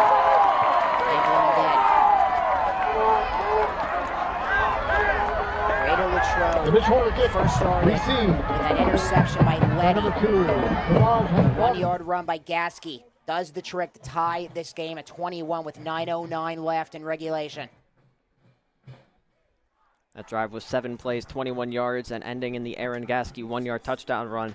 The Wildcats have tied it up here in the 4th quarter. In a game and a first half, they really didn't see a lot of offense, completely flipping the script here in the second half. Plum starts off this possession at the 18. It's going to be a give out of the gate and a push forward on the first carry of this drive for Jackson. Ball gets moved up to the 21. Gain of 3. He's got 43 yards on the night for the Mustangs. 2nd down and 7. Set up a 2nd and 7 here for the Mustangs. See if the Wildcat defense can try and keep them in these spots where they've been mostly in here in the second half. They've been trying to battle through those 3rd and 5 and longers. See if they can keep the Mustangs within that range here. Noonan also back on the field as well. Good to see. Maybe another give up the gut. Some room to run close to the first down for Jackson. Elijah Jackson with a big run up. Over the middle. First down, Mustangs. Gain of 11. So it will be a new set of downs here for the Mustangs. Number 4, Sawyer Bettina with the tackle for the Wildcats. Young checking in as the DN. On the left side. 1st and 10 on the Mustangs, 32. There hasn't been a sack by either side tonight. One of those might make a difference. It's another give. Jackson still chucking his way, still on his feet, and what a carry by Elijah Jackson, and he is going to move the chains again. Number 9. 2 plays. Elijah Jackson. 22 yards now for Jackson. Those 2 plays. 7:42 left. Tackle made by number 5. Gain of about 12 there for Jackson. And the Mustangs trusting their offense. Ball place. Really haven't had many explosive plays tonight. One doing it the old-fashioned way by trying to march down the field. Still on their side at 43. Another give for Jackson, and what a tackle there by Ackhammer. A gain of about 1 or 2, but still a terrific job by number 2 for the Cats, making the tackle 2nd and 8. I think the Wildcats had enough of these inside runs here, and like you said, combination of Ackhammer and Cochran combined to make the play there. Gain of 2 for Jackson, set up a 2nd and 8. Mustangs 5 yards away from getting it past midfield.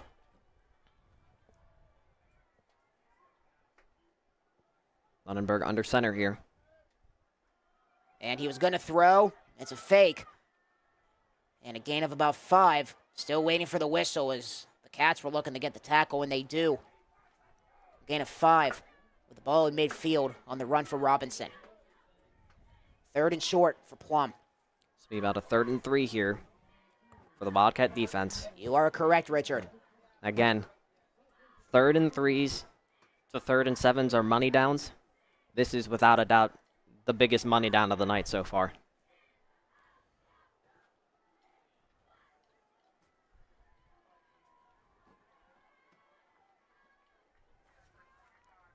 Third and 3.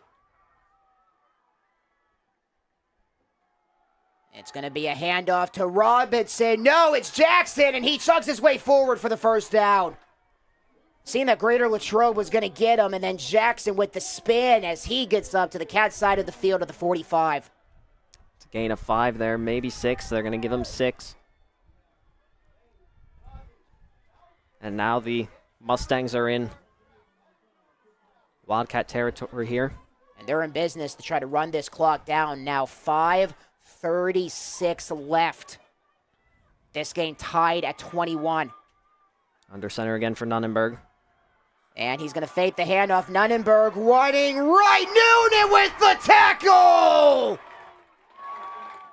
The TFL for number 20. I think he's fine, Colton. I believe he's fine too, I think he's fine. What a play there by Danny Noonan. Because there was no one outside contain for Nunenberg there. Loss of 3. And that puts the Mustangs behind the sticks for the first time here tonight.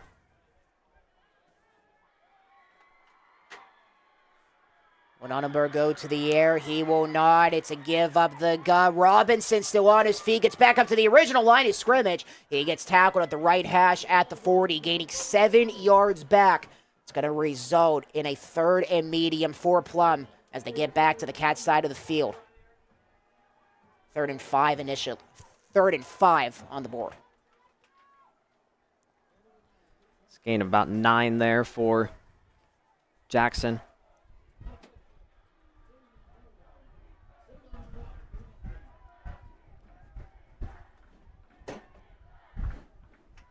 Another money down here. It's going to be another carry, and the Cats read it. The handoff to Jackson. And I believe that's going to be a loss of 1. And the Mustangs. I think you're right, yeah. Marked at the 40. And the Mustangs are going to line up here to punt. Luke Holberg out. Burkett is back with Butina with 3:39 left. Butina is going to come up with the grab. He looks to run it out. So on his feet at the 25, and a good run back for Butina. 3:28 left in the 4th. This game tied at 21. One timeout for the Cats. As we will stay with you here on the Wildcats Network, presented by West Media Group. As Greater Latrobe with a chance to take the lead. but they got 75 yards to go.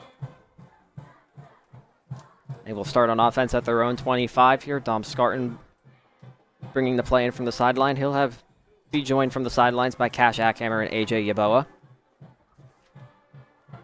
Ackhammer had a touchdown last week. He'll be the running back. Utina at the bottom of your screen here. The bottom. It's going to be a toss. Yeboah looking for some blocks. Doesn't get much as he gets tackled at around the 24-yard line. A loss of 1 as the Cats were trying to go for a trick there. That was Yeboah with the carry, and they are going to give him a gain of 1. 2nd and 9. Yeboah with 62 yards on the ground here tonight for the Wildcats. The leading rusher with now with 20 attempts here tonight, and he's the leading rusher. Yeboah in the backfield. Clock continues the wind down, 2:41 left. Yeboah looking to get up to the first down marker. He's going to be short. A gain of about 3. 3rd down coming up for the Cats. And Plum still has all 3 timeouts. They do, and depending on how much time is left here, there is 2 minutes and 20 seconds left. Wildcats, as mentioned, only have 1 timeout left. 3rd and 5. Yeboah's in the backfield again. 3 receivers out wide. Scarton looks to throw. Rolls out. He's sacked. We just talked about it. A sack might make the difference. Ben Strickland.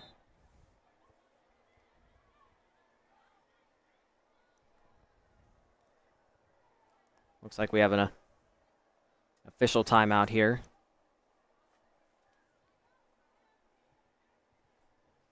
As Scarton was trying to roll out. Ben Strickland, 6'3", 255 pounds. And an injured player will be back on the Wildcats Network, presented by West Media Group. A loss of 5, 4th and 10 with 1:54 left in the 4th, with this game tied at 21.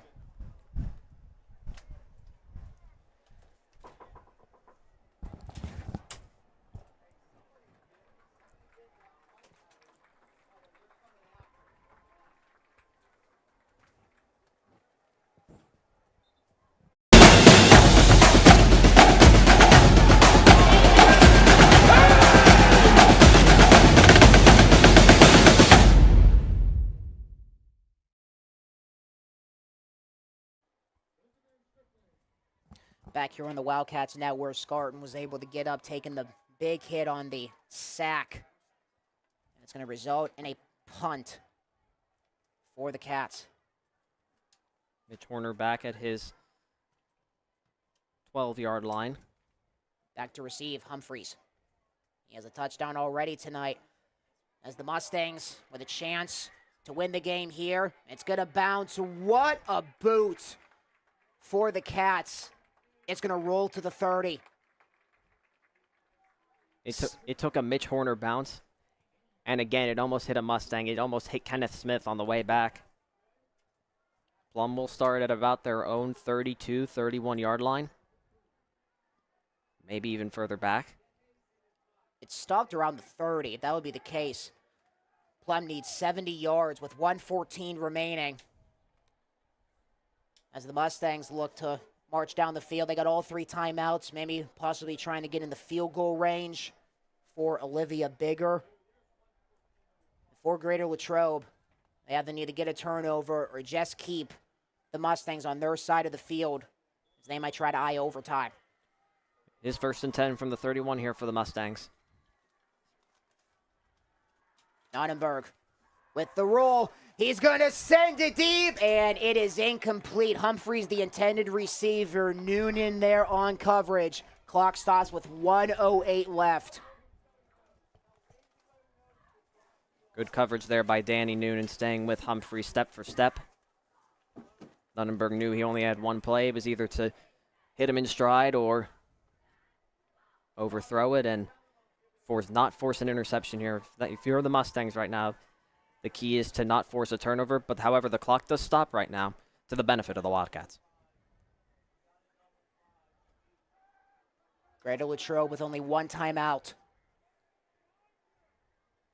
That does stop the clock with 1:08 left. Nonnenberg, he fakes the handoff. He looks to throw. He's in trouble, firing it, and it is caught by Humphreys. Humphreys towards the first down marker. He caught it around the 45.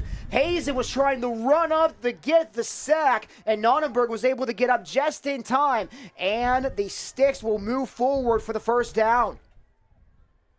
But the clock continues to roll, 55 seconds. Mustangs still have all 3 timeouts.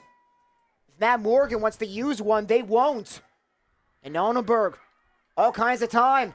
He scrambles. Young was trying to bring him down. He's going to fire it on the run, and it is caught. Greater Latrobe, seeing that the ball was on their side of the field, now marched in with the catch on the far sideline.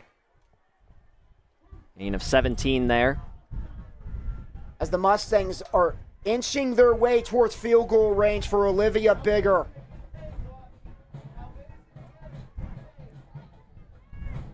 Clock stops with 38 seconds left.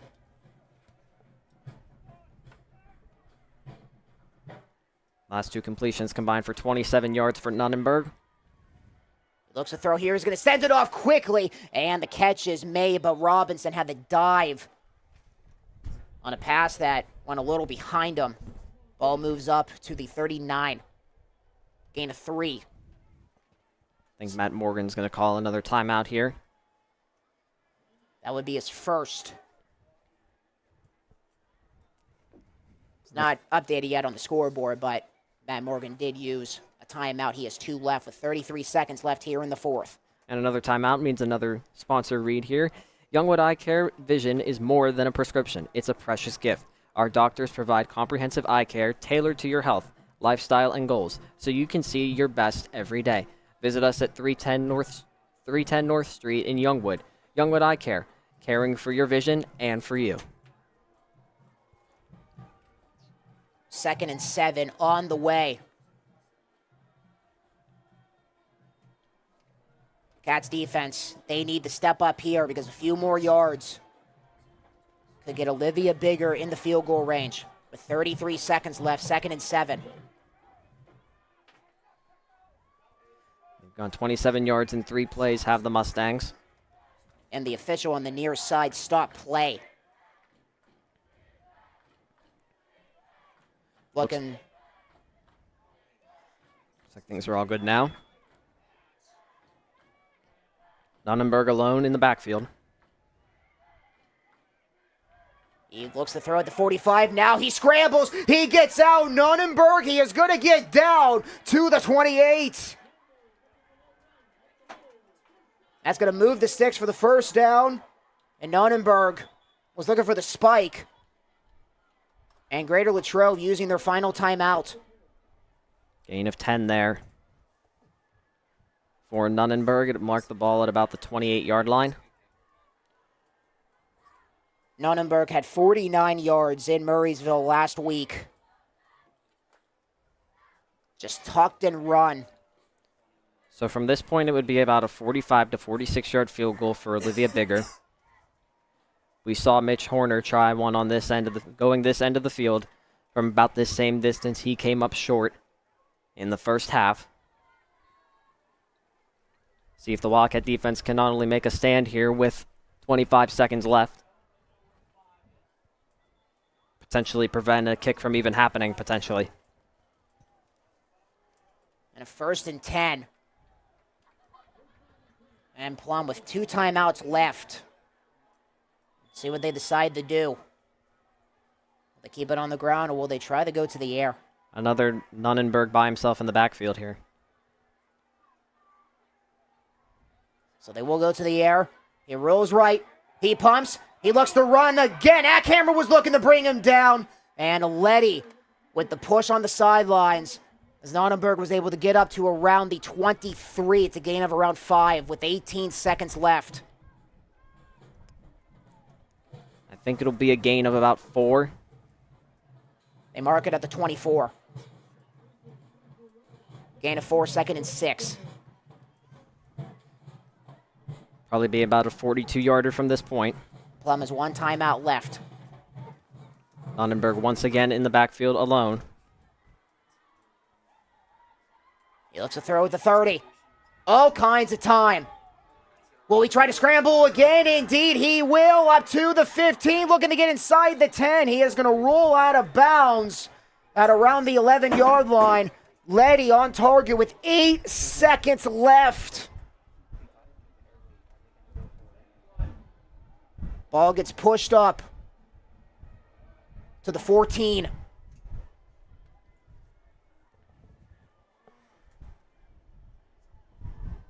Gain of about 10 there. And it's a first down. With 8 seconds left here. I think with 1 timeout in hand, it's all about putting the ball where Olivia Bigger would like it. They hand it off to Jackson, who goes up the gut, spinning down to the 2. And the clock starts with 2 seconds left.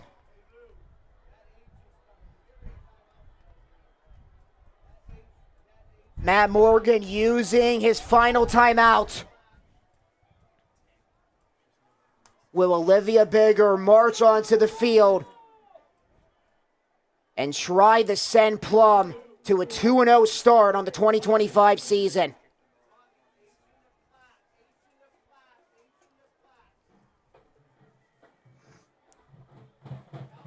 Obviously, a lot of variables could happen here. Obviously, have to factor in the hold, have to factor in the snap. Olivia Bigger marches onto the field.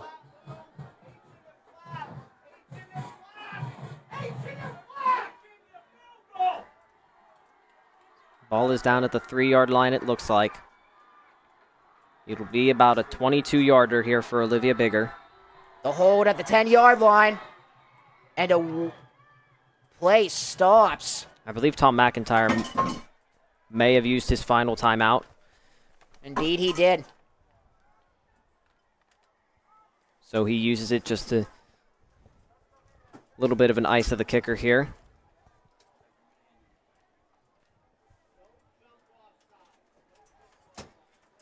Olivia Bigger. The game on the line right here. And what a run as well by Jackson, as he was looking to get the touchdown right there. Cats D was able to hold.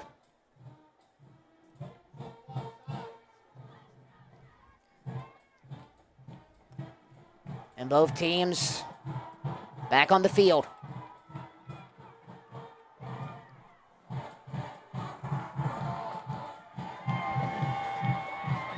Looks like it's a 20-yarder from the right hash. Flag is down.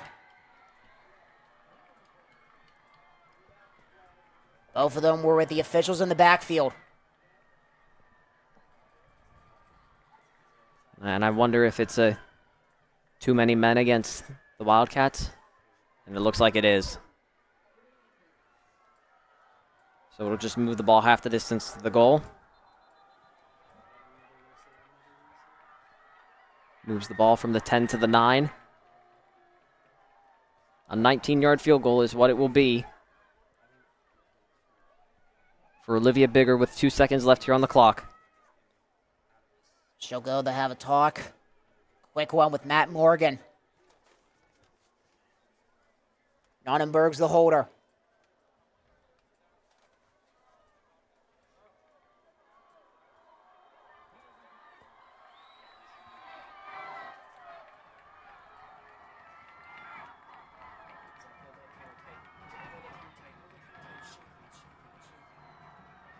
The kick is on the way. It is off of the uprights. We are going to overtime. Oh my goodness. Off of the right upright. 21-all.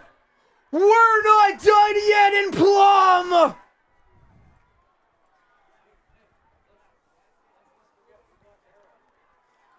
We are off to overtime. When we come back, you're watching the Wildcats Network presented by West Media Group.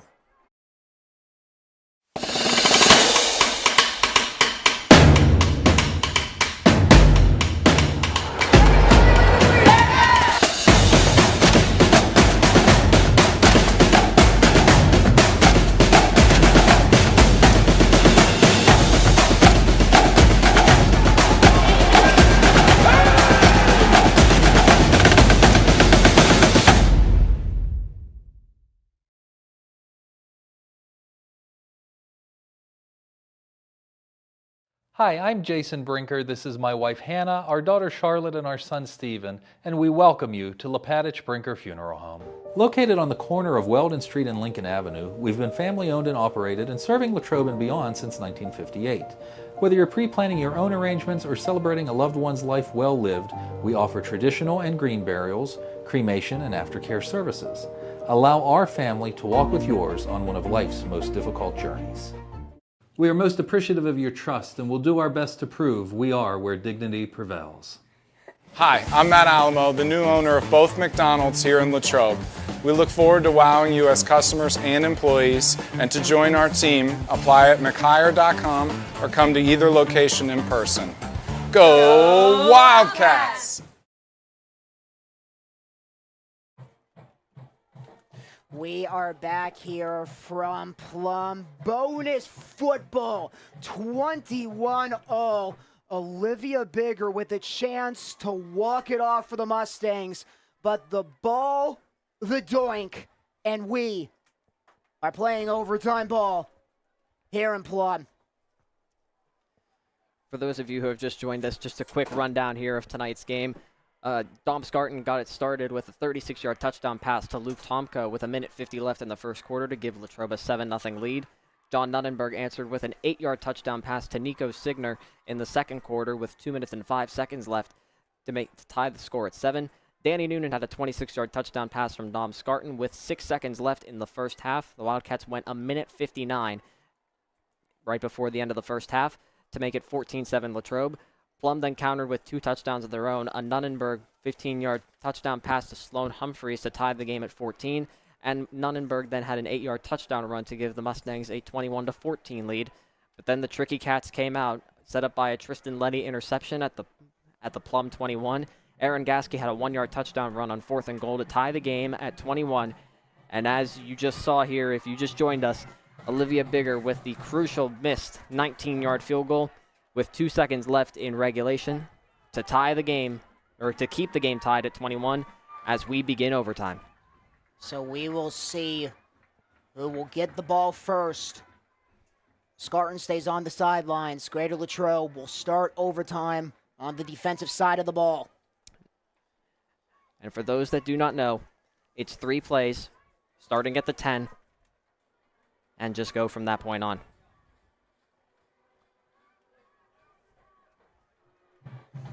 So yes, it does look like the Mustangs will start on offense first. And you must attempt a 2-point conversion after a touchdown, and if it goes to a second overtime. Fans here on the Wildcats Network might remember the last time the Wildcats had a thrilling overtime game. It was against Franklin Regional back in 2022, where Robert Fulton walked it off back in Murraysville. Nunnenberg looks to throw, he fires, and it is incomplete! Looking for the catch at the goal line!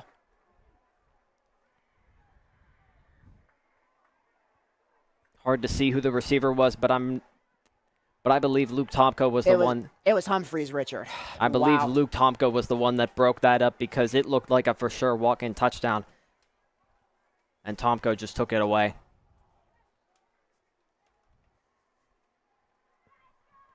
And a second half that went back and forth.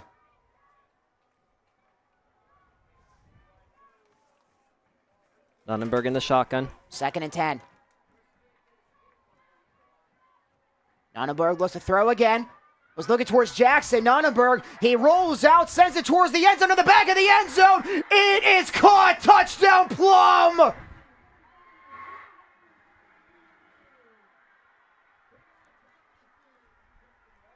Humphreys in the corner.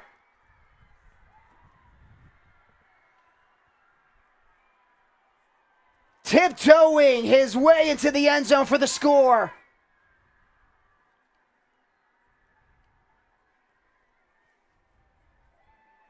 Couldn't have placed it any better, that throw.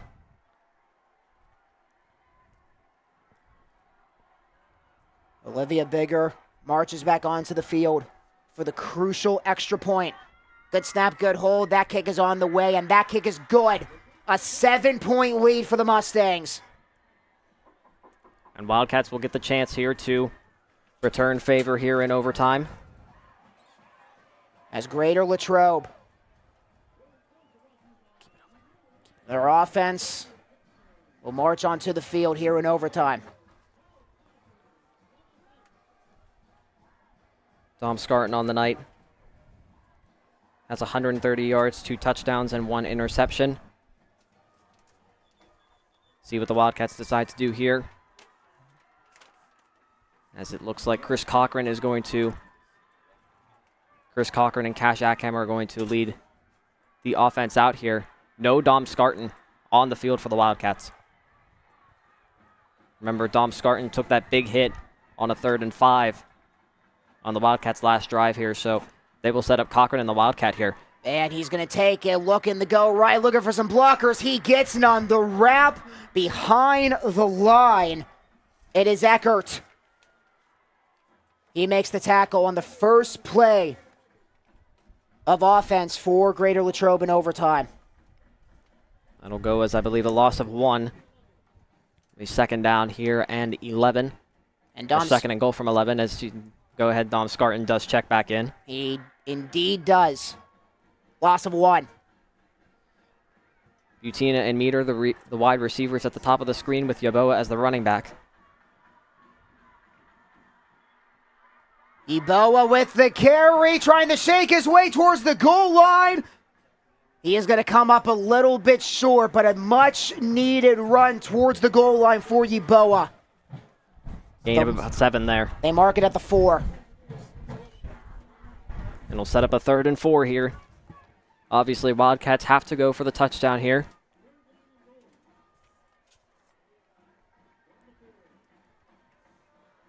Yeboah in the backfield. The Cats need 4 yards. Yeboah with the carry, looking to chug along in. Does the extra push get him in? He is short. I think he's short by a yard.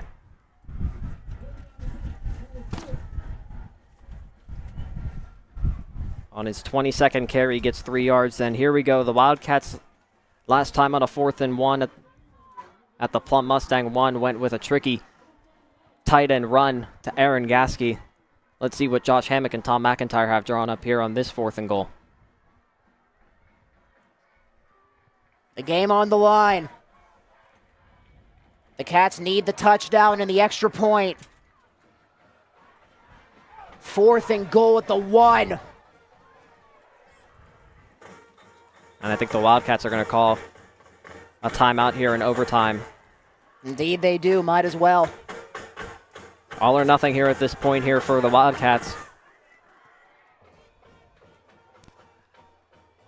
And right now, if you're the Wildcats, you're looking for your best play for 1 yard that you can execute to the best of your ability here.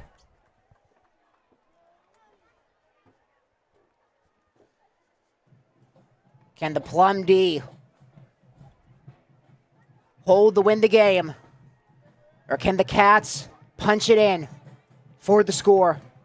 And then, of course, they would need the extra point. Or they can decide to go for 2 to win the game. But they need to get the touchdown first.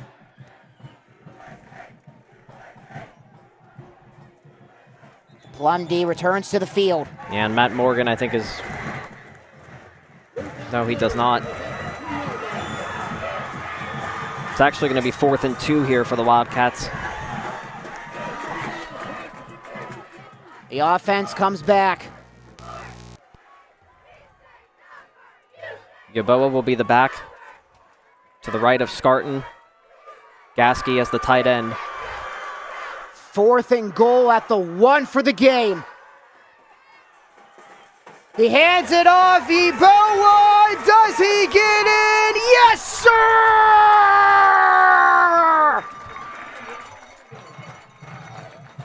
Touchdown, Cats!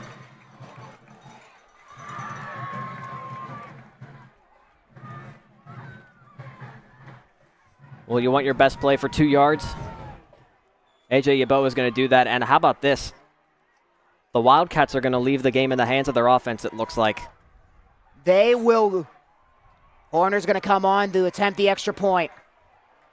Oh, I thought that they were going to be aggressive here. There's a flag. There's a flag. The flag is down. The kick was through the uprights. This will move them back 5 yards. There was late communication along the line. And so, yes, it will back up the Cats 5 yards. Joseph Poche, one of the linemen, went to the sidelines. So Horner's going to have to backpedal.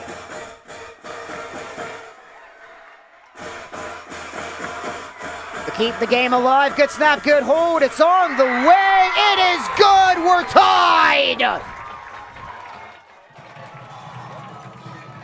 Overcoming self-inflicted obstacles here. Mitch Horner knocks down the extra long extra point. And with that, we're headed to our second overtime here. You have to go for 2 now no matter what. And both teams are going to switch sides. I think we'll take a quick break here on the Wildcats Network, and when we come back, we'll have the second overtime here as Greater Latrobe will get it to begin the second overtime. Some moments will be cherished forever. They shape who we become. We are Home Team Collections, your sports and graduation gift headquarters. And we honor these moments with the care and craftsmanship they deserve. Any team, any sport, any logo. Visit HomeTeamCollections.com today and save $10 off your first order. Back here on the Wildcats Network, presented by West Media Group, entering into our second overtime as both teams are going to switch sides. And since Plum went first in the first overtime, Latrobe will go first in the second overtime. And again, the Wildcats will begin. They will move from right to left here. And starting on offense. And 1st and goal from the 10.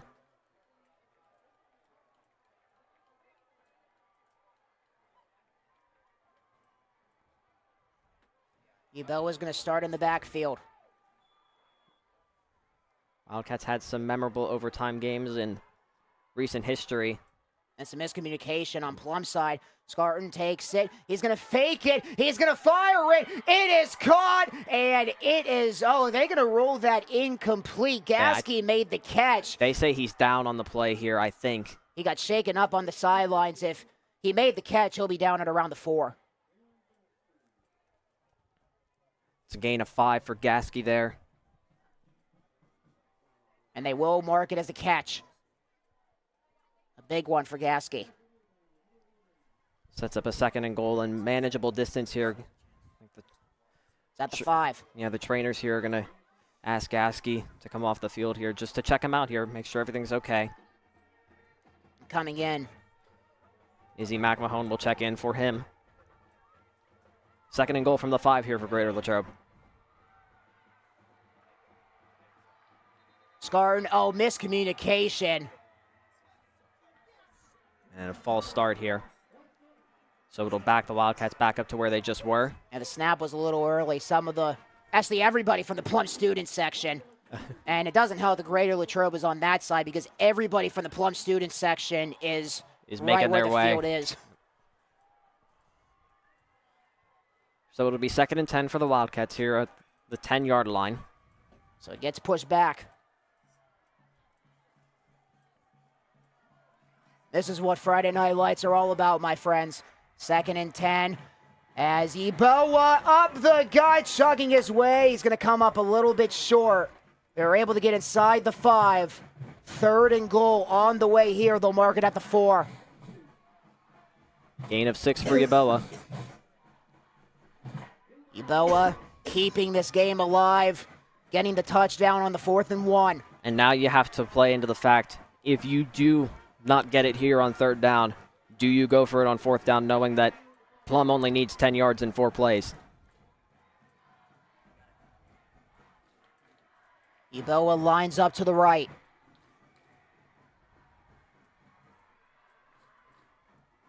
Scarton hands it off. Yeboah, can he get the edge? Oh my goodness! He sends off the tackler and he gets in for the Cats touchdown! Let's watch this replay here on the Team Lamani Realty One Group replay here. AJ Yeboah, have yourself a first 2 games, my man. Breaking the tackle there, and breaking the tackle there. 2 broken tackles. Mitch Horner's extra point is good. That was Marston, who was trying to send Yeboah to the ground. And Yeboah said, "Get off me. I'm off to the end zone."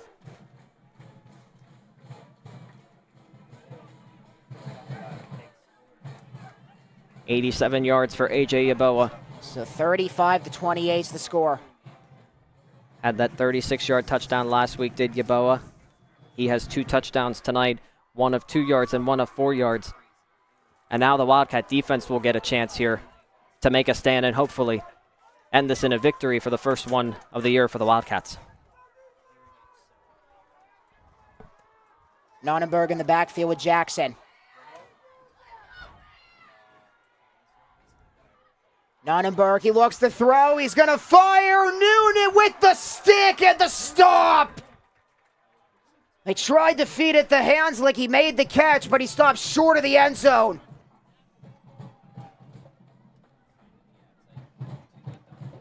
Gain of 6 there.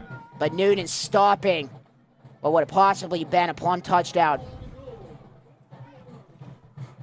So it'll be 2nd and goal here for the Mustangs at the 4-yard line. Nonnenberg in the shotgun with Jackson to his right. The handoff right up the guy. Jackson pushing towards the goal line. He stops short. Down near the 1. They'll mark it at the 2.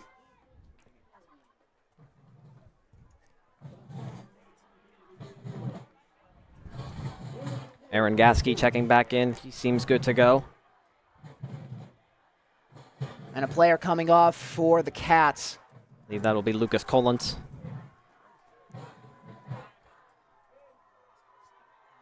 Nonnenberg under center.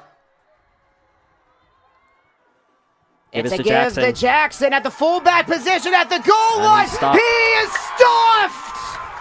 And the Wildcats need 1 play here. Your best defensive play of the night, no doubt about it.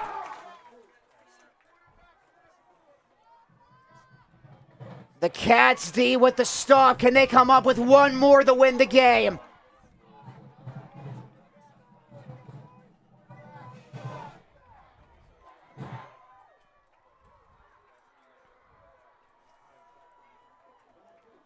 Ball will be placed in between the 1 and 2 yard lines. Timeout call by Matt Morgan. And Matt Morgan indeed does call his timeout here in the 2nd overtime. We'll keep it here on the Wildcats network.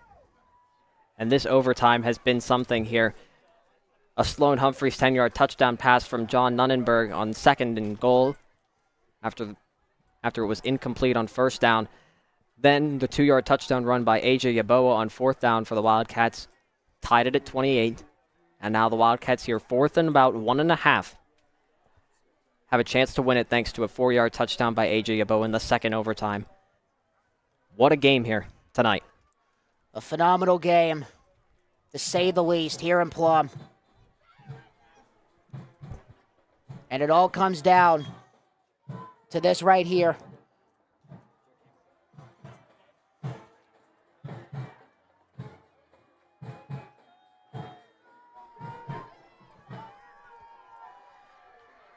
Nonnenberg in the backfield with Jackson.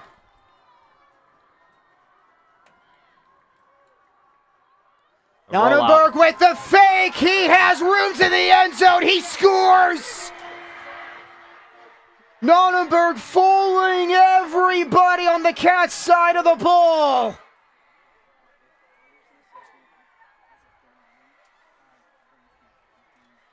Magic for John Nonnenberg.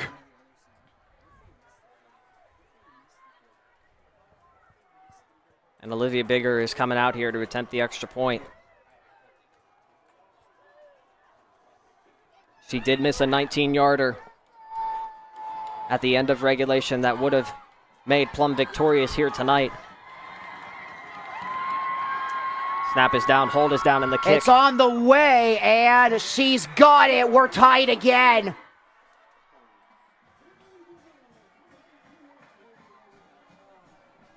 Wow. Olivia Bigger redeems herself. Off to a third overtime when we come back on the Wildcats Network presented by West Media Group.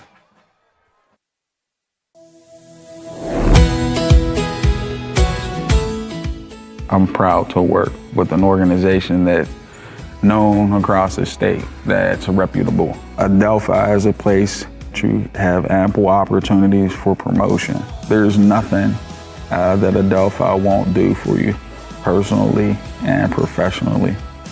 Come on in.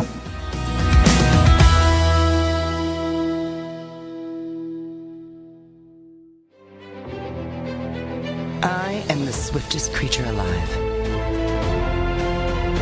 I can make it. I will make it. That's where we come in. A Collision Shop by Jason Mignon is your one-stop shop for all things auto body repair. Our experienced technicians and state-of-the-art facilities have you covered. Body repairs, refinishing, glass replacement, and more. Our friendly office staff is happy to assist you through every step of your vehicle's repair process. Visit thecollisionshopbyjason.com for our complete list of services. The Plum offense back to work after sending this game to a third OT. Madness and magic here tonight in Plum. As we begin the third overtime here, let's take a minute to recognize one of our sponsors, Adelphi, as one of Pennsylvania's leading nonprofits serving at-risk youth and their families. With programs from foster care to mental health support in over 30 counties, Adelphi transforms lives every day. Step up, make a difference, and help a child feel safe, cherished, and supported. Become a foster parent with Adelphi because every child deserves a brighter future. It's actually the Greater Latrobe offense back to work as we begin OT number 3.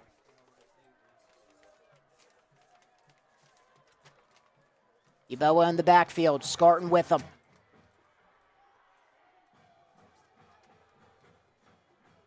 Third overtime begins. Yeboah trying to chug his way down. Strickland with the tackle.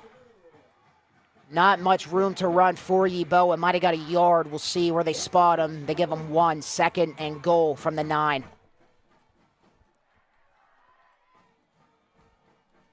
.88 yards on the ground tonight for Yeboah in 23 attempts. Or correct me, that's 28 attempts.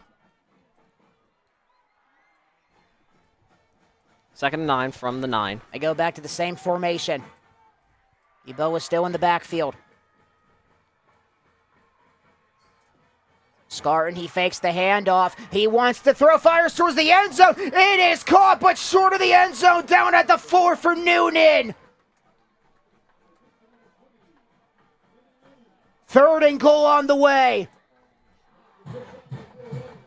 I think that'll be a gain of 5 for Danny there on the completion by Scarton. And so 3rd and 4. Have to think it's 2 plays to get into the end zone here for the Wildcats.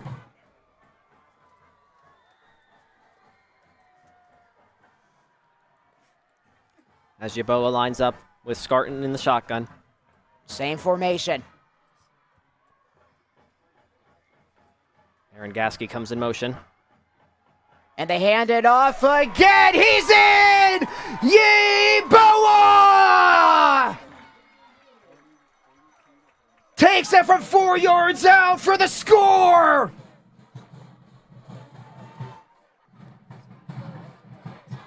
And Horner back onto the field to try for the extra point. Score right now is 41-35. Greater Latrobe pending the Mitch Horner extra Good point. snap, good hold. It is down, and it is good. Just through the uprights. All touchdowns so far here in overtime. And again, another situation here for the Wildcats where 4 downs, and you walk out of here with a victory. 4 best defensive plays of the night. They had 3 really good ones on the last series, but John Nunnenberg faked them out for a 1-yard touchdown run. And that kept the game alive on the 4th and goal.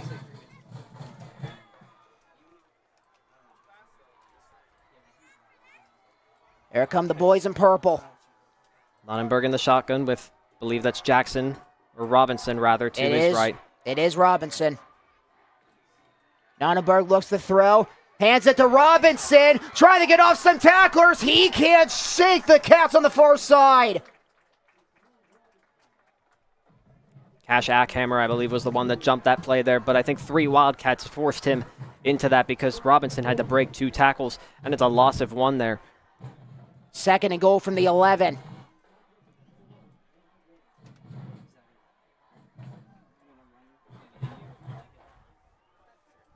Robinson in the backfield to the left.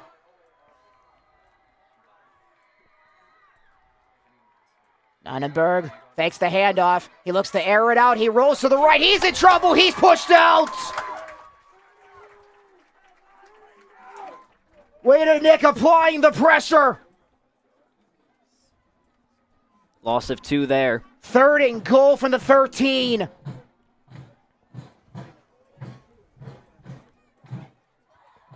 Sven Nunnenberg might go to the air here. Most likely. I believe the Cats are expecting it. They have to be able to watch out for his legs here as well. And again, on defense, watch these middle ins here by the receivers at the bottom. He is going to throw at the 20. Looking, fires incomplete, but there is a flag down at the goal line.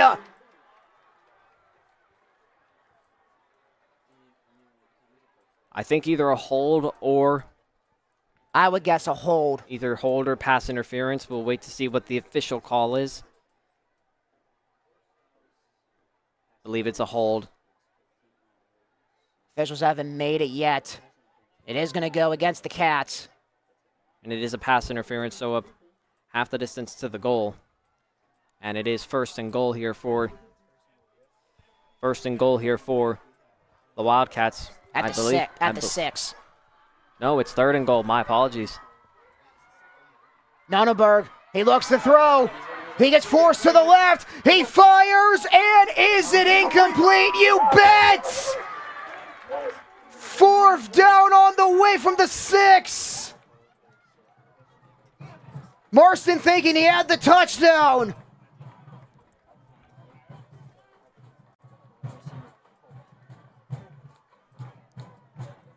I believe that Matt Morgan has a timeout in his disposal. He's going to use it. He's going to use it here. 4th and 6 here for the Mustangs.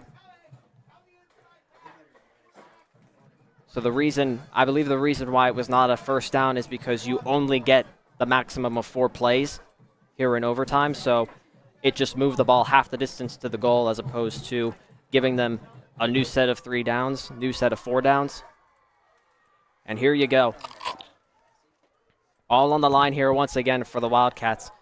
Another chance to win the game. Another must. And your best defensive play here for the Wildcats needs to come up. See what Luke Kaiser decides to draw up here.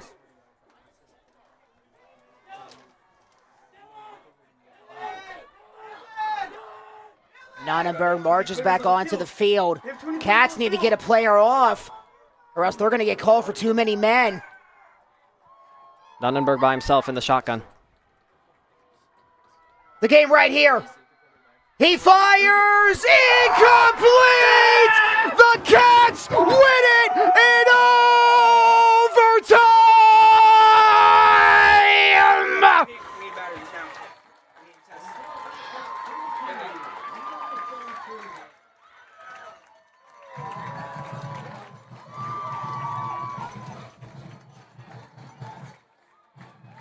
Friday night magic here in Plum. Nonnenberg was looking at the back of the end zone.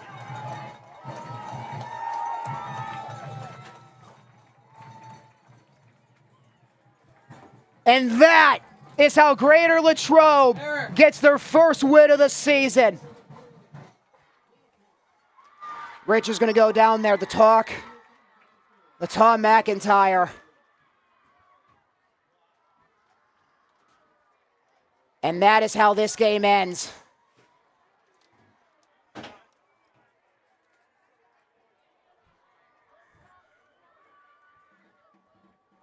Friday Night Lights is alive and well in Latrobe.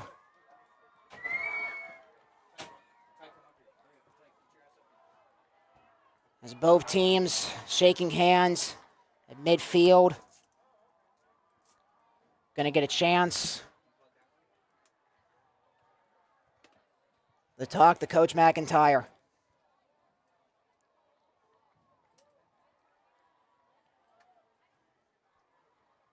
Three overtimes, back and forth, all the way around.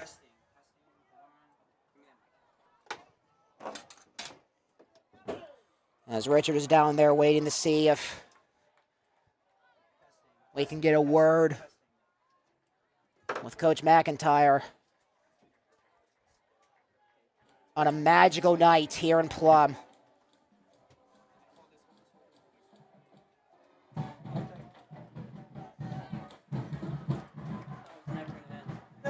As the Cats celebrate a well-deserved win, to say the least, here tonight.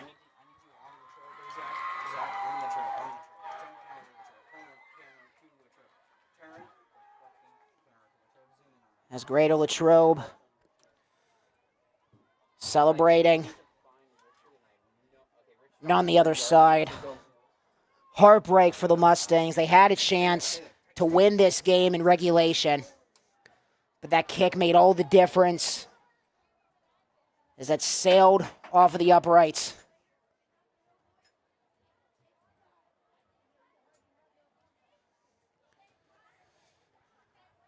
As we're waiting to see our crew.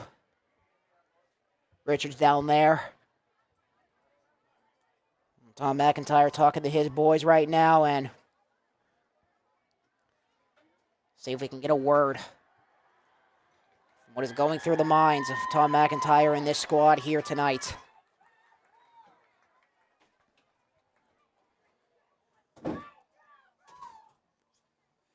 As Greater Latrobe wins this one in overtime.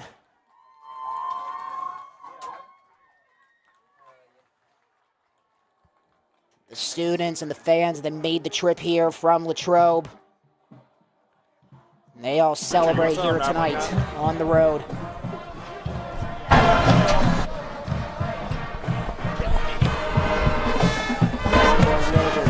Getting ready. We'll have a word. Tom McIntyre.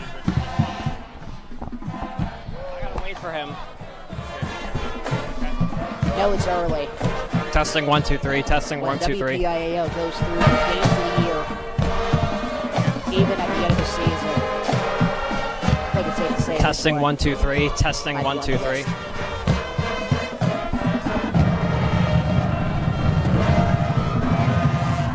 Latrobe saluting the crowd.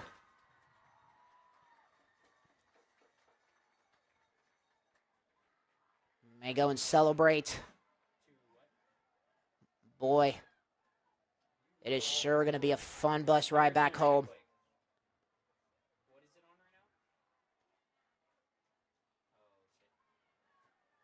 Back and forth contest. Heartbreak on the other side for the Mustangs. A hard-fought game on their side. They come up a little bit short. At 4th and 6.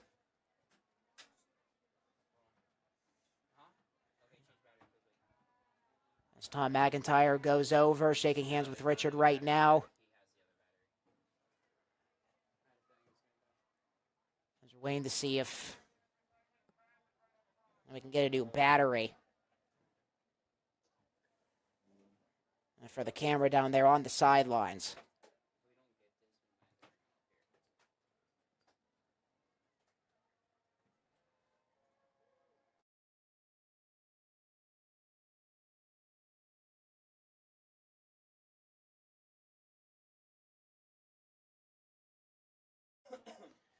As we're looking to see here if we can get a word with Tom McIntyre. And while we do, let's have a look at some other scores from around the WPIAL. Last time we checked, Norwin had a big lead. As we are going to send it to break. Coach. There we go. Here's That's Richard. one way to get your first win. Oh, I'll never forget that one. I know that. I mean, what a way to battle, bouncing back from last week, bouncing back from being down. Like these kids never give up. I'm so proud of what they did tonight. I mean, everyone. The guys up front kept moving the ball, pushing the pile, playing tough on defense. We had kids cramping. Just everybody on this team stepped up tonight. Everybody. You mentioned to me during the week that you never doubted your kids' effort this week, and it showed tonight again why this team will fight for you, no doubt about it. Oh, for sure. Like I said, we played well last week. We felt like, we played well enough to win the game. Unfortunately, we didn't get the result. So tonight, to fight that hard again and to get paid off, especially in this way, unbelievable. They earned it. We talked all week about it's not what you deserve, it's what you earn, and they earned every second of it tonight. You overcame mistakes tonight. That's something you didn't do last week. You had that interception, but then response was undoubtedly the biggest part of the game, no doubt about it. Yeah, I mean, we're going to continue. We're growing up each week. We got a young team, and, we grew up a lot from last week to this week, and that's the goal. Each week we try to get a little bit better, keep climbing that hill, and, we certainly took a big step forward tonight. Your quarterback played really well tonight, I thought. He had a couple key throws in that first half, obviously, that touchdown right in that corner to Danny Noonan. Talk about the way that he bounced back tonight. I know a lot of people did bounce back tonight, but yeah, obviously quarterback is going to get the most attention. Yeah, Dom played with great composure. I mean, he made some great throws last week. We just didn't capitalize on them, and that catch that Danny made was unbelievable. I mean, what a throw, what a catch. And, Dom he didn't get rattled all game. He just stayed the course and trusted his receivers, which we talked about all week, and, they went out and made the plays for him. You have the Norwood Knights coming up next week. They're a good team. They're a good 6A team. I think tonight, if you played like you did tonight, what do you have to do in order to make sure that you continue to do what you did tonight? Yeah, we're going to watch film tomorrow, take a look at them, and we're going to break them down same way every week. And, it starts a new week. We're going to enjoy this tonight, and we're going to get right back after it tomorrow and prepare for that. You're now on the leaderboard now for wins here at Greater Latrobe, so you get that off your back here. Feels great. Thank you. Yeah. Thanks, Coach. All right, thank you. Colton, back to you.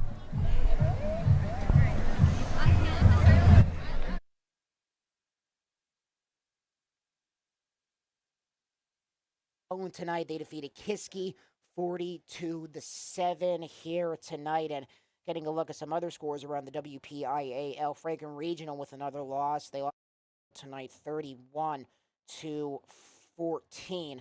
As having a look around the WPIAL, there's some games that are still not done yet, but as of now, that's the only game so far here tonight that has gone to OT so far. And see if we have a look at some other scores from around the WPIAL. Penn Trafford with a 26-18 win tonight against Mount Lebanon. And again, just what a phenomenal game. And another one, Woodland Hills taking down Penn Hills tonight, 41-7.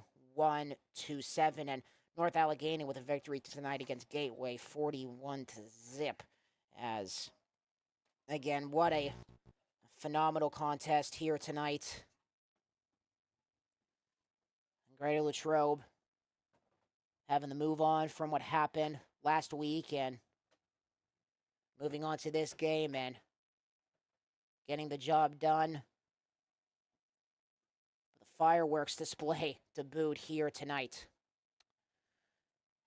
Well, my friends, That's going to do it for us here on this phenomenal night here in Plumboro, Pennsylvania. A special thank you to everybody in our Wildcats Network production crew, head of live production, Spencer Long, Tyke Keel, and Zach Miller, our camera operators here tonight. And for my broadcast partner, Richard Hillwig, I'm Colton the Bias signing off here.